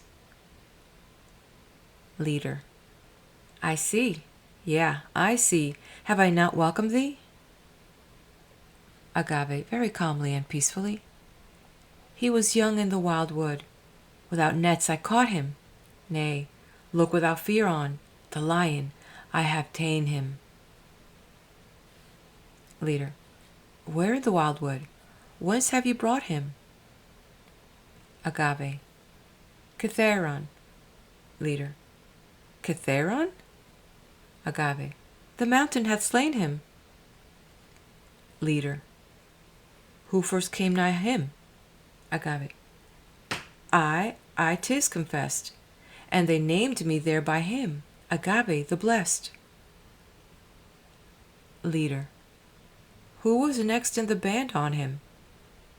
Agave. The daughters. Leader. The daughters? Agave. Of Cadmus laid hand on him, but the swift hand that slaughters is mine. Mine is the praise. bless ye this day of days. The leader tries to speak but is not able. Agave begins gently stroking the head. Agave. Gather ye now to the feast. Leader. Feast? Oh, miserable! Agave. See, it falls to his breast, curling and gently tressed, the hair of the wild bull's crest, the young steer of the fell. Leader. Most like a breast of the wild, that head, those locks defiled. Agave, lifting up the head more excitedly. He awakened his mad ones, a chaste god, a wise god. He sprang them to seize this. He prays where his band prays. Leader, brooding with horror. In the trail of the mad ones, thou tearest thy prize, God. Agave. Dost praise it? Leader. I praise this? Agave. Ah, soon shall the land praise. Leader. And Pentheus, O mother, thy child? Agave. He shall cry on, my name as none other, bless the spoils of the lion. Leader. Strange is thy treasure. Agave. And strange was the taking. Leader. Thou art glad? Agave. Beyond measure, yea, glad in the breaking of dawn upon all this land, by the prize of my hand. Leader. Show then to all the land, unhappy one, the trophy of this deed that thou hast done. Agave. Oh, all ye men that round the citadel and shining towers of ancient Thebes dwell, come, look upon this prize, this lion's spoil, that we have taken, yea, with our own toil. We, Cadmus' daughters, not with leathern set, Thessalian javelins, not with hunter's net, only white arms and swift hands bladed fall. Why make ye much ado and boast withal? Your armor's engines? See, these palms were bare. They caught the angry beast and held and tear the limbs of him. Father, go bring to me my father. And Pentheus, where is he? My son, he shall set up a ladder stair against this house, and in the triglyphs there nail me this lion's head, that gloriously I bring ye, having slain him, I, even I. She goes through the crowd towards the castle, showing the head and looking for a place to hang it. Enter the mountain Cadmus, with attendants, bearing the body of Pentheus on a bier. Cadmus. On with your awful burden, follow me. Thralls to his house, whose body grievously, with many a weary search at last and dim, Cytherean's glens I found, torn limb from limb, and through the interweaving forest weed, scattered. Men told me of my daughter's deed, when I was just returned within these walls, with great Tiresias from the Bacchanals. And back I hied me to the hills again, to seek my murdered son. There saw I plain Actaeon's mother, ranging where he died, Autuno and Ino by her side. Wandering ghastly in the pine copse, Agave was not there. The rumor is, she cometh fleet-foot hither. Ah, 'tis true, a sight I scarce can bend mine eyes unto. Agave, turning from the palace and seeing him. My father, a great boast is thine this hour. Thou hast begotten daughters, high in power, and valiant above all mankind, yea, all valiant, though none like me. I have let fall the shuttle by the loom, and raised my hand for higher things, to slay from out of thy land wild beasts. See, in mine arms I bear the prize, that nailed above these portals it may rise, to show what things thy daughters did. Do thou take it, and call a feast? Proud art thou now, and highly favored in our valiancy? Cadmus. O depth of grief, how can I fathom thee, or look upon thee? Poor, poor blood-stained hand, poor sisters, a fair sacrifice to stand before God's altars, daughter, yea, and call me and my citizen to feast withal. Nay, let me weep for thine affliction most, then for my own. All of us are lost, not wrongfully, yet it is hard, from one who might have loved our Bromios, our own. Agave. How crabbed and how scowling in the eyes is man's old age! Would that my son likewise were happy of his hunting in my way, when with his warrior bands he will essay the wild beast. Nay, his valiance is to fight with God's will. Father, thou shouldst set him right. Will no one bring him hither, that mine eyes may look on his, and show him this my prize? Cadmus. Alas, if ever you can know again the truth of what ye did, what pain of pain that truth shall bring, or were it best to wait, darkened for evermore, and deem your state not misery, though ye know no happiness? Agave. What seest thou here to chide, or not to bless? Cadmus, after hesitation, resolving himself. Raise me thine eyes to yon blue dome of air. Agave. 'Tis done. What dost thou bid me seek for there? Cadmus. Is it the same, or changed in thy sight? Agave. More shining than before, more heavenly bright. Cadmus. And that wild tremor, is it with thee still? Agave, troubled. I know not what thou sayest, but my will clears, and some change cometh, I know not how. Cadmus.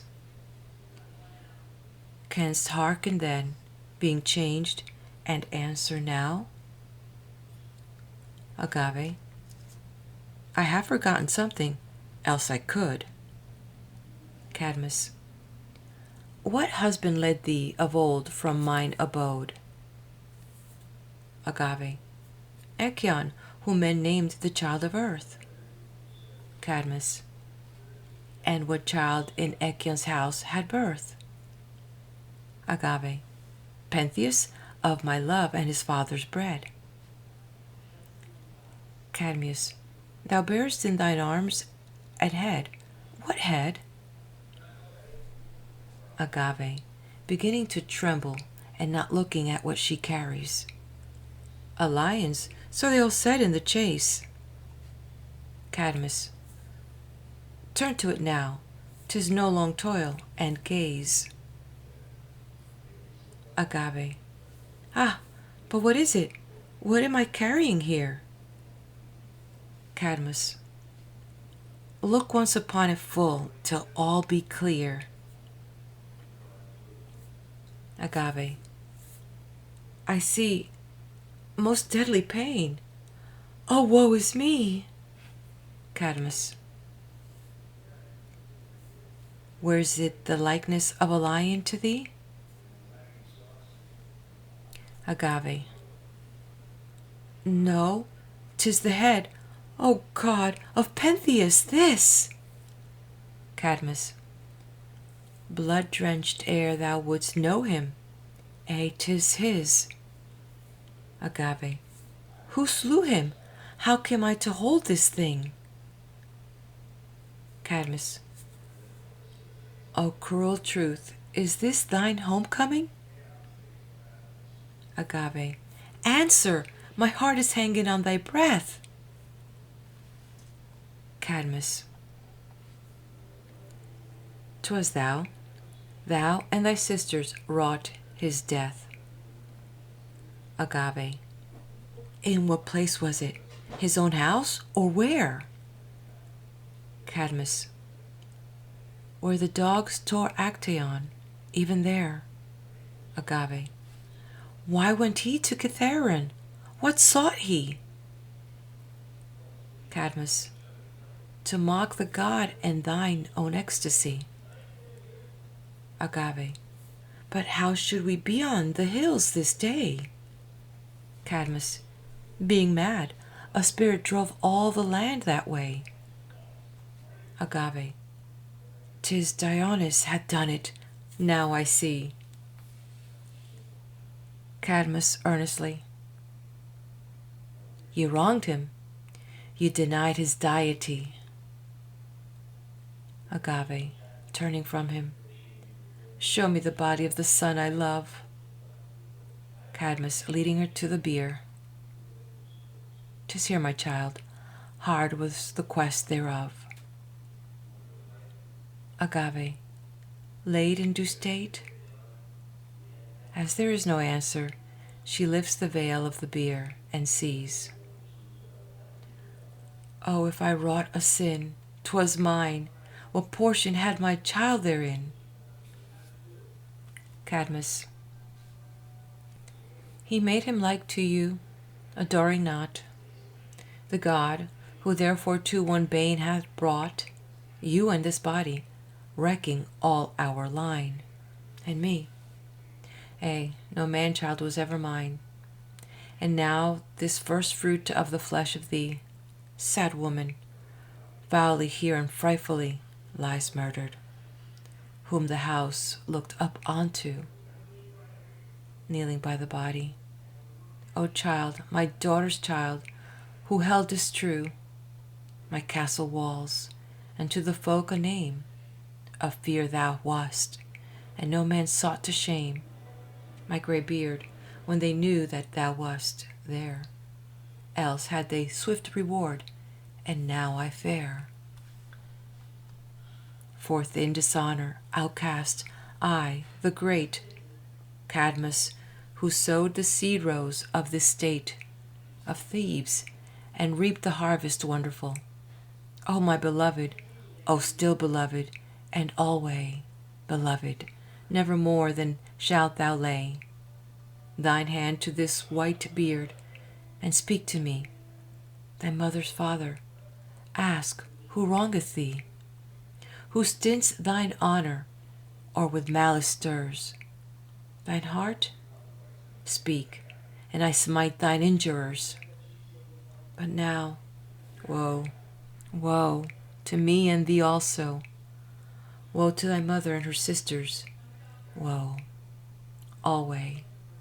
O whoso walketh not in dread of gods, let him but look on this man dead. Leader. Lo, I weep with thee.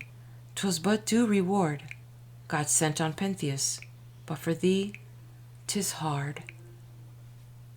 Agave. My father, thou canst see the change in me.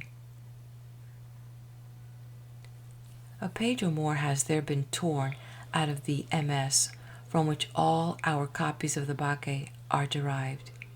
It evidently contained a speech of Agave, followed presumably by some words of the chorus, and an appearance of Dionysus upon a cloud.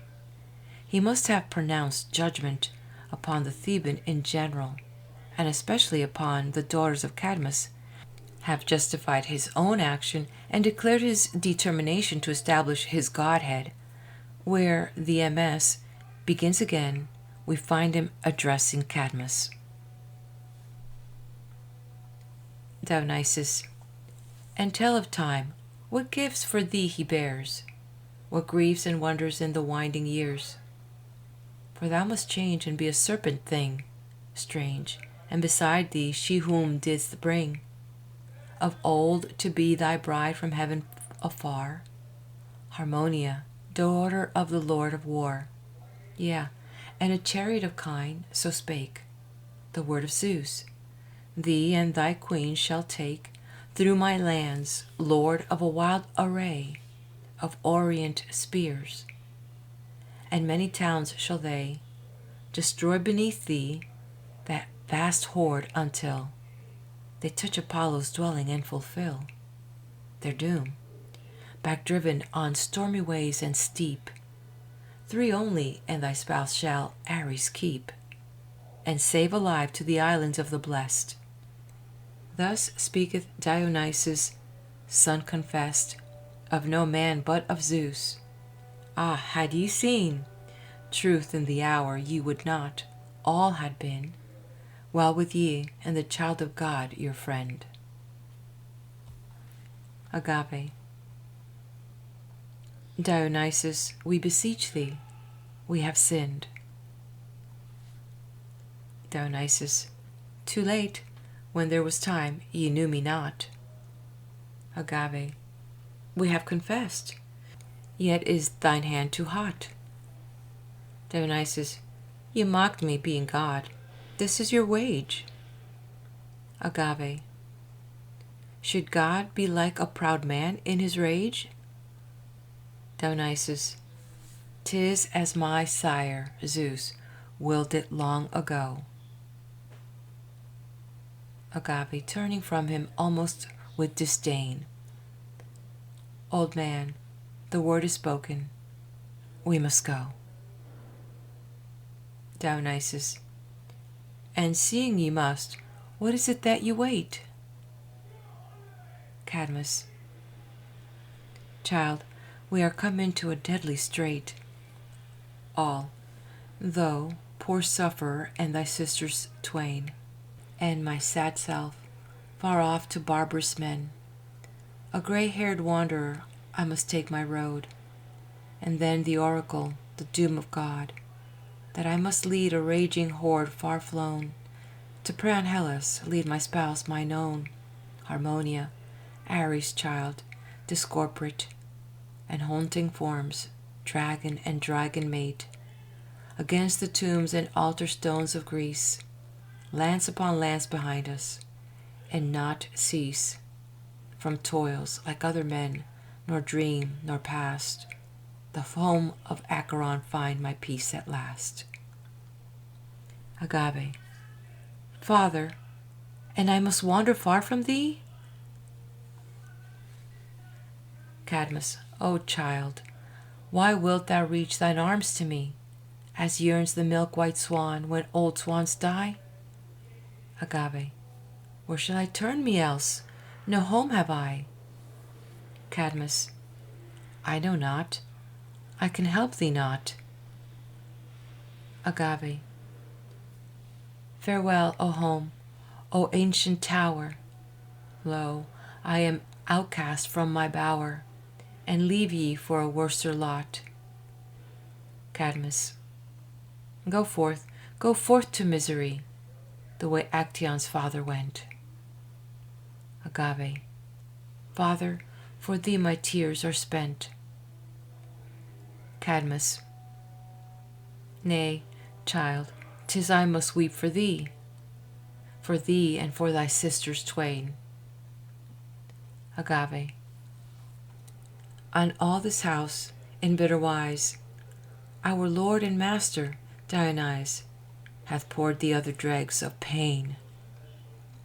Dionysus, in bitter wise, for bitter was the shame ye did me, when Thebes honored not my name.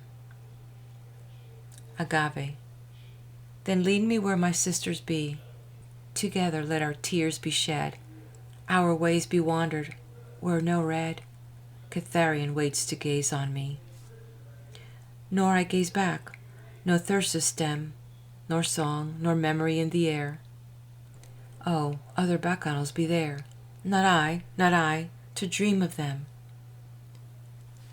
Agave with her group of attendants goes out on their side away from the mountain. Dionysus rises upon the cloud and disappears. Chorus. There be many shapes of mystery, and many things God makes to be, past hope or fear. And the end men looked for cometh not, and a path is there where no man thought, so hath it fallen here. Exeunt.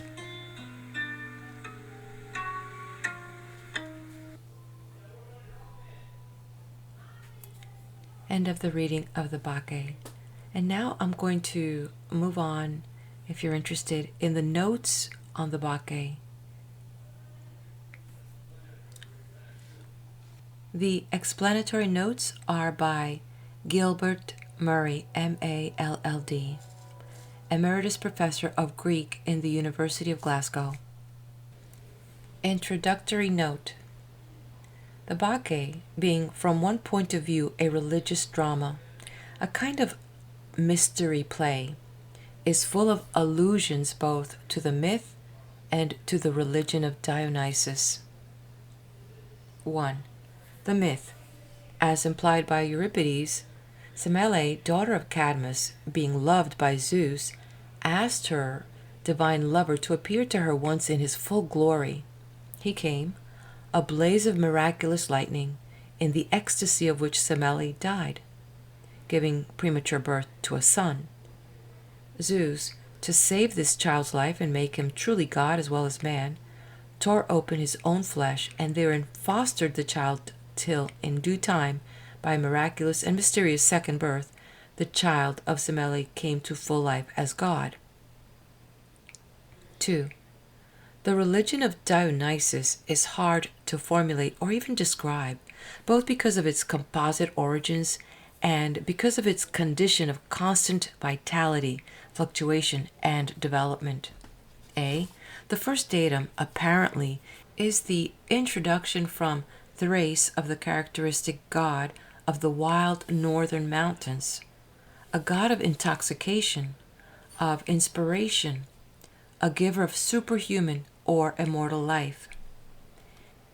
His worship is superposed upon that of divers old tree or vegetation gods, already worshipped in Greece.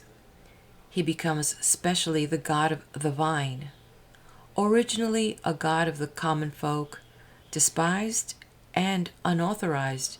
He is eventually so strong as to be adopted into the Olympian hierarchy as the youngest of the gods, son of Zeus.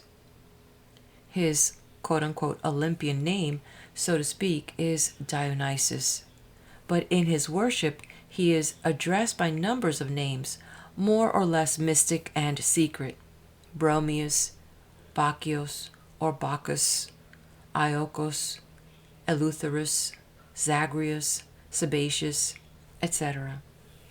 Some of these may be the names of old spirits whom he has displaced. Some are his own Thracian names. Bramos and Sabaja, for instance, seem to have been Thracian names for two kinds of intoxicating drink. Bacchus means a wand. Together with his many names, he has many shapes, especially appearing as a bull and a serpent. B.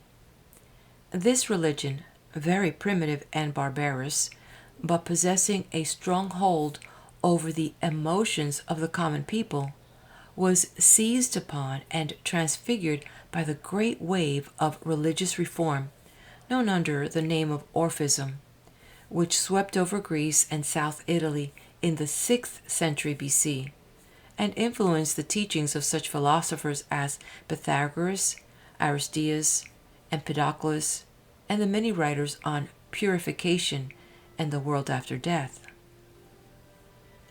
Orphism may very possibly represent an ancient Cretan religion in clash or fusion with one from Thrace. At any rate, it was grafted straight upon Dionysus' worship and, without rationalizing, spiritualized and reformed it. Ascetic, mystical, ritualistic, and emotional. Orphism easily excited both enthusiasm and ridicule. It lent itself both to inspired saintliness and to imposture. In doctrine, it laid especial stress upon sin and the sacerdotal purification of sin, on the eternal reward due beyond the grave to the pure and the impure, the pure living in an eternal ecstasy, perpetual intoxication, as Plato satirically calls it, the impure toiling through long ages to wash out their stains. It recasts in various ways the myth of Dionysus, and especially the story of his second birth. All true worshippers become, in a mystical sense, one with God. They are born again and are Bacchoi. Dionysus being the God within, the perfectly pure soul is possessed by the God holy and becomes nothing but the God. Based on very primitive rites and feelings on the religion of men who made their gods in the image of snakes and bulls and fawns, because they hardly felt any difference of kind between themselves and the animals, the worship of Dionysus kept always this feeling of kinship with wild things. The beautiful side of this feeling is vividly conspicuous in the Bacchae, and the horrible side is not in the least concealed. A curious relic of primitive superstition and cruelty remained firmly embedded in Orphism, a doctrine irrational and unintelligible, and for that very reason wrapped in the deepest and most sacred mystery, a belief in the sacrifice of Dionysus himself and the purification of man by his blood. It seems possible that the savage Thracians, in the fury of their worship on the mountains, when they were possessed by the god and became wild beasts, actually tore with their teeth and hands any hares, goats, fawns, or the like that they came across. There survives a constant tradition of inspired bacchanals in their miraculous strength tearing even bulls asunder, a feat, happily, beyond the bounds of human possibility. The wild beast that tore was, of course, the savage god himself. And by one of those curious confusions of thought, which seemed so inconceivable to us, and so absolutely natural and obvious to primitive men, the beast torn was also the god. The Orphic congregations of later times, in their most holy gatherings, solemnly partook of the blood of a bull, which was, by a mystery, the blood of Dionysus Zagreus himself, the bull of God, slain in sacrifice for the purification of man. And the maenads of poetry and myth, among more beautiful proofs of their superhuman or infrahuman character, have always to tear bulls in pieces and taste of the blood.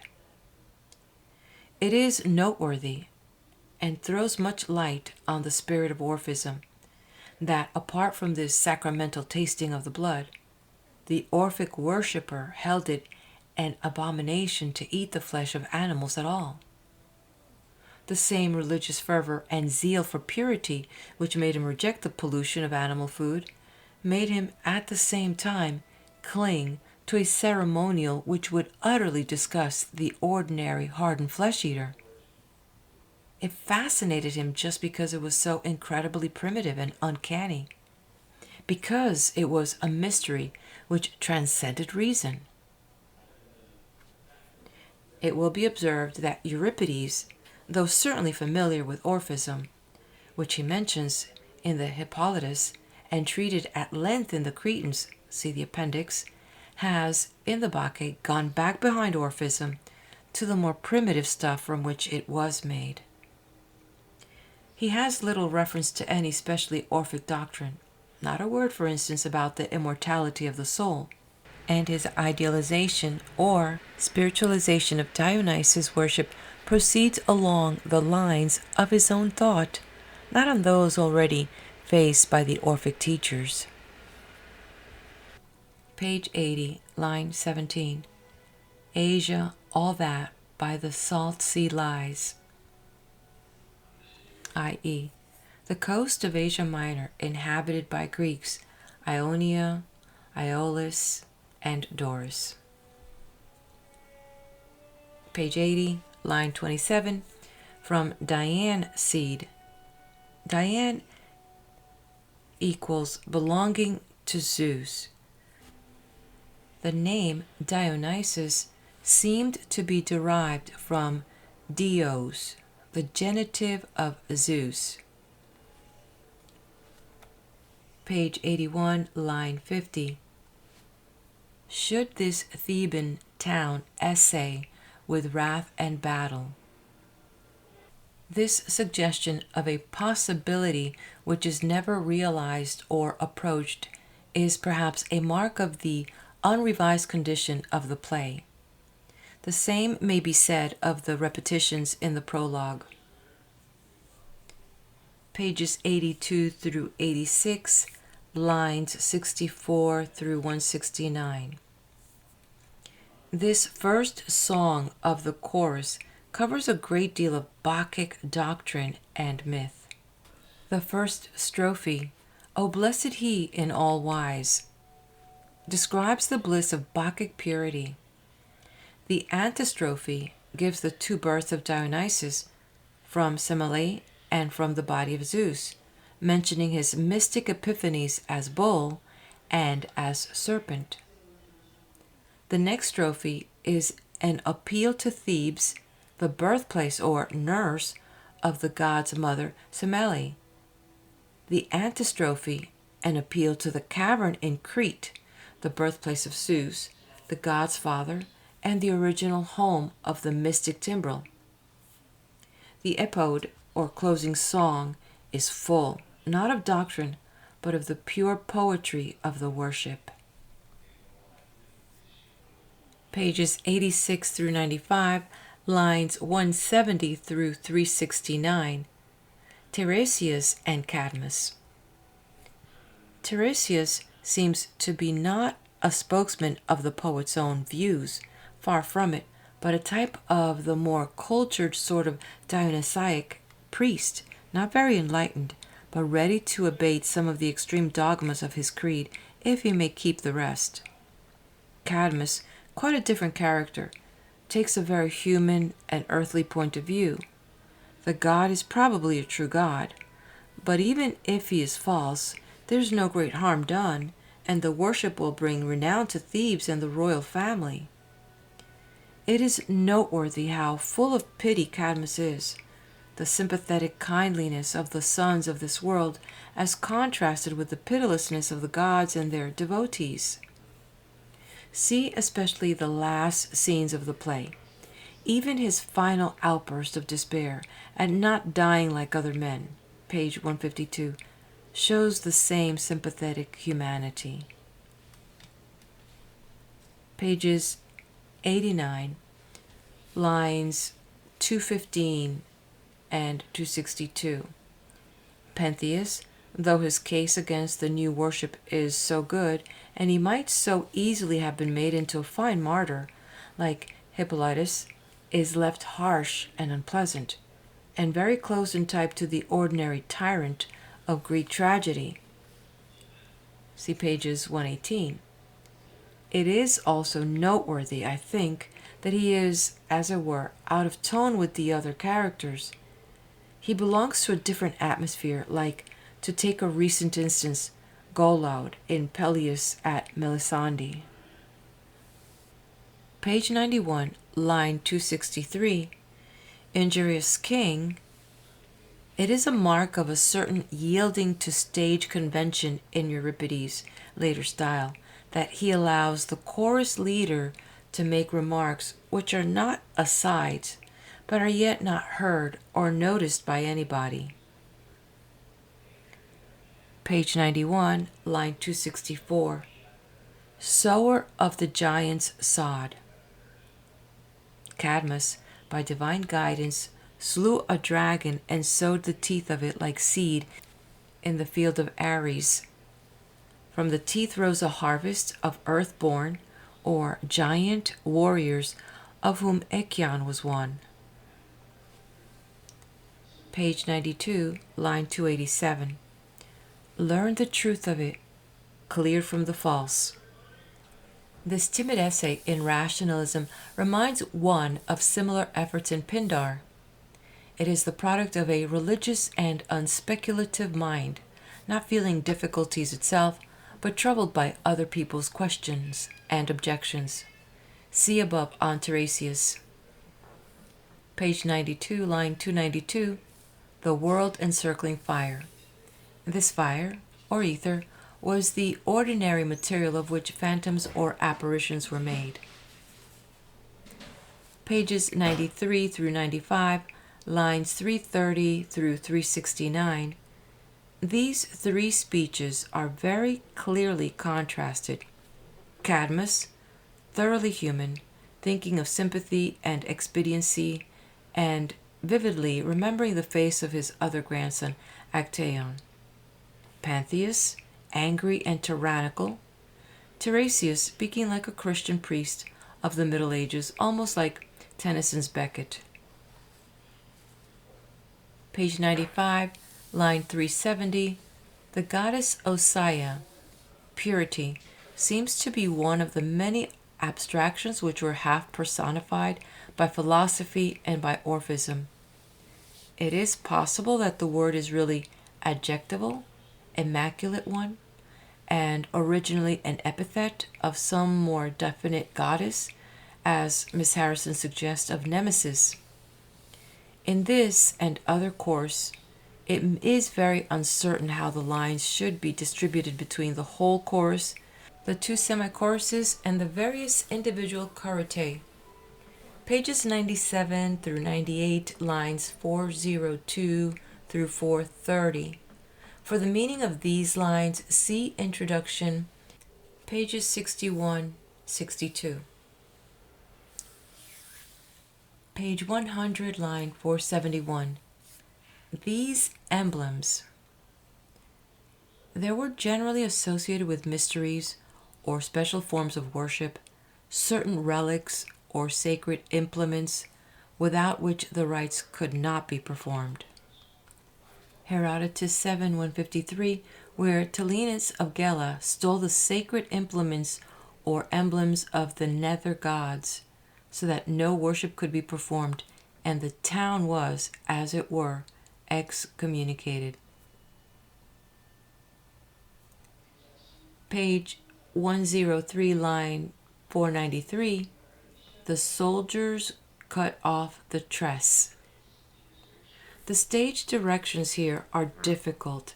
It is conceivable that none of Pentheus' threats are carried out at all, that the god mysteriously paralyzes the hand that is lifted to take his rod without Pentheus himself knowing it. But I think it more likely that the humiliation of Dionysus is made, as far as externals go, complete, and that it is not till later that he begins to show his superhuman powers.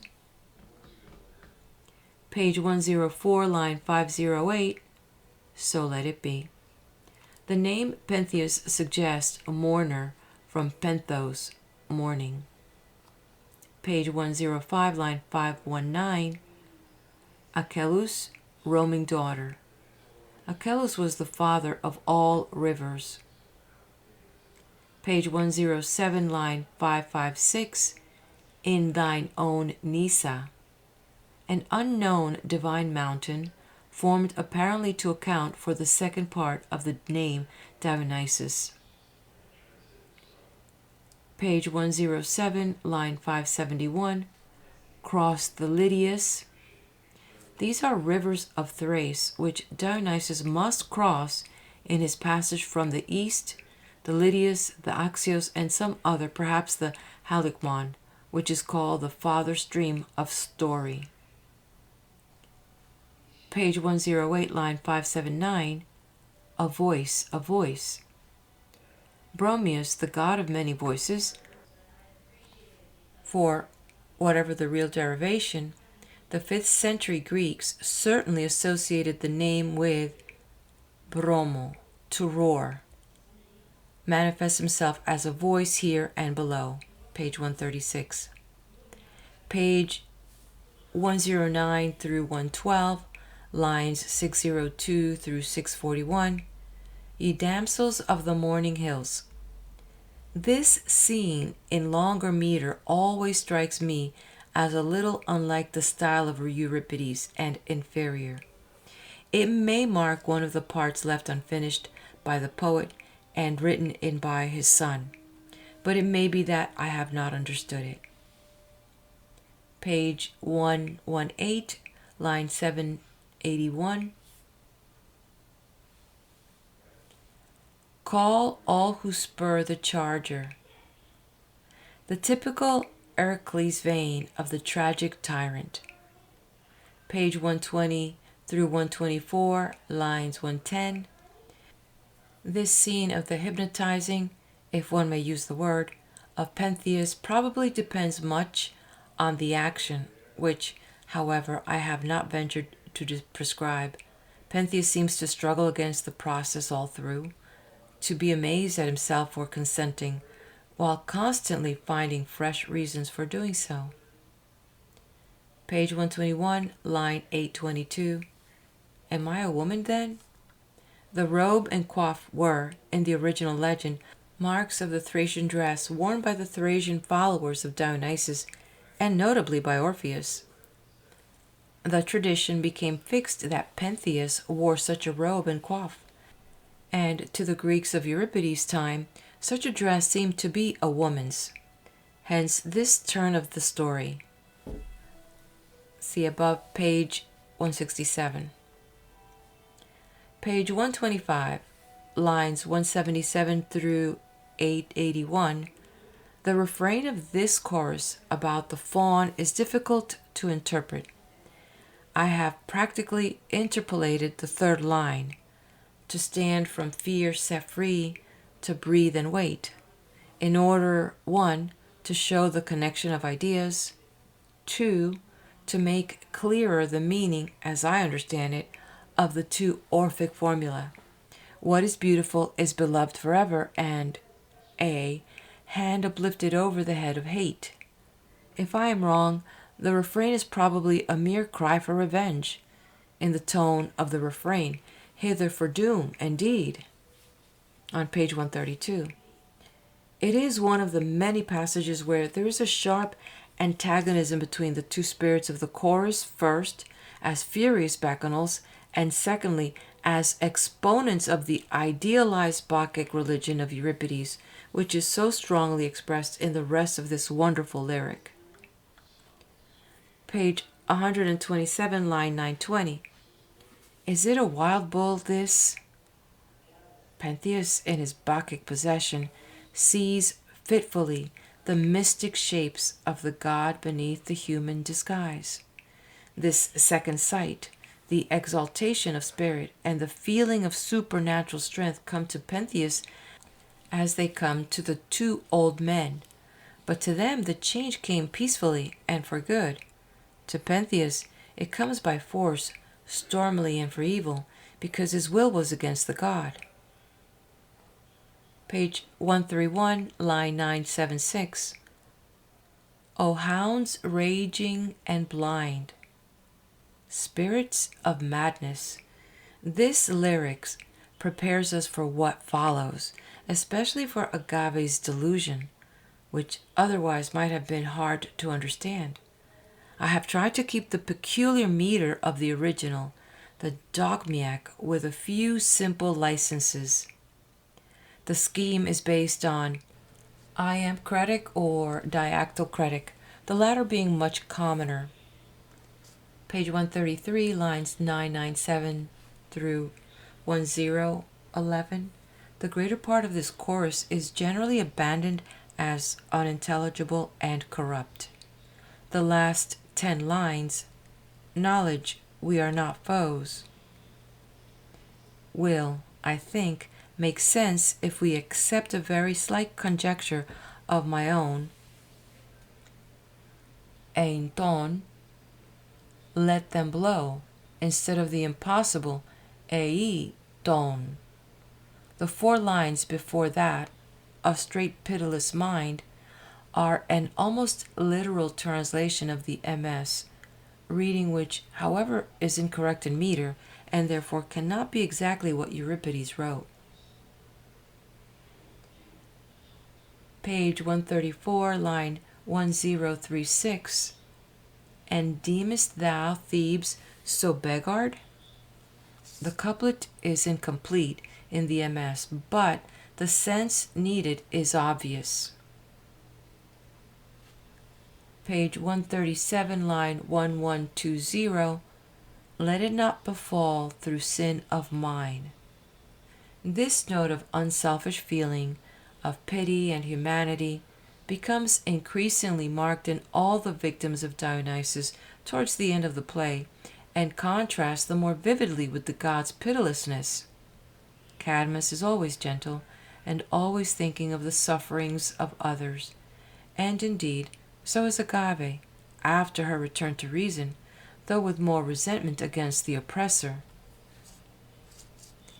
Pages 139 through 143, lines 1165 through 1200, this marvelous scene defies comment, but I may be excused for remarking, 1, that the psychological change of the chorus is, to my mind, proved by the words of the original, and does not in the least depend on my interpolated stage directions.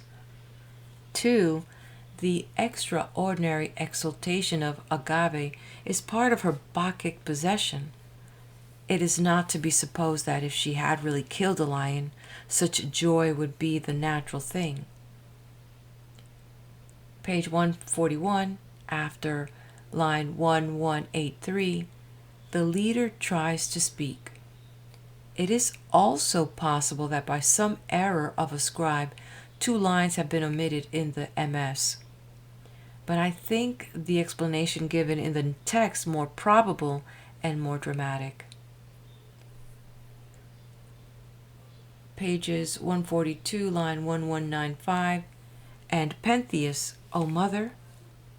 The leader mentions Pentheus, I suppose, in order deliberately to test Agave's delusion, to see if she is indeed utterly unconscious of the truth. Page 146, line 1267, more shining than before. The sight of the pure heaven brings back light to her mind, that is clear.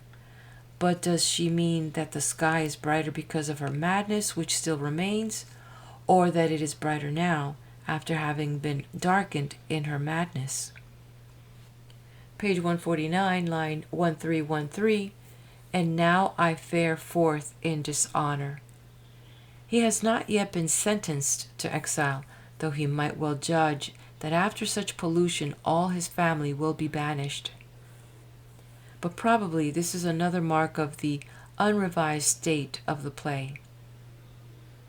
Page 151, line 1330, for thou must change and be a serpent thing. A prophecy like this is a very common occurrence in the last scenes of Euripides' tragedies. The subject of the play is really a long chain of events. The poet fixes on some portion of it, the action of one day, generally speaking, and treats it as a piece of vivid concrete life, led up to by a merely narrative introduction, the prologue, and melting away into a merely narrative close. The method is, to our taste, undramatic, but it is explicable enough. It falls in with the tendency of Greek art to finish, not with a climax, but with a lessening of strain. Greek Literature, page 267. The prophecy was that Cadmus and Harmonia should be changed into serpents and should lead a host of barbarian invaders identified with Illyrian tribe, the Echelais, against Hellas. They should prosper until they laid hands on the treasures of Delphi and then be destroyed. Herodotus says that the Persians were influenced by this prophecy when they refrained from attacking Delphi. Herodotus 9:42. And this concludes the end of reading of the notes, as well as the complete reading of the book titled The Bacchae by Euripides, and translated into English from the Greek with explanation by Gilbert Murray, M.A. LL.D., Emeritus Professor of Greek in the University of Glasgow. Before you head out, please do take a minute and hit that like button, leave me a comment, let me know you were here, and see you around somewhere here on my channel at the next video, wherever that may be. Be blessed.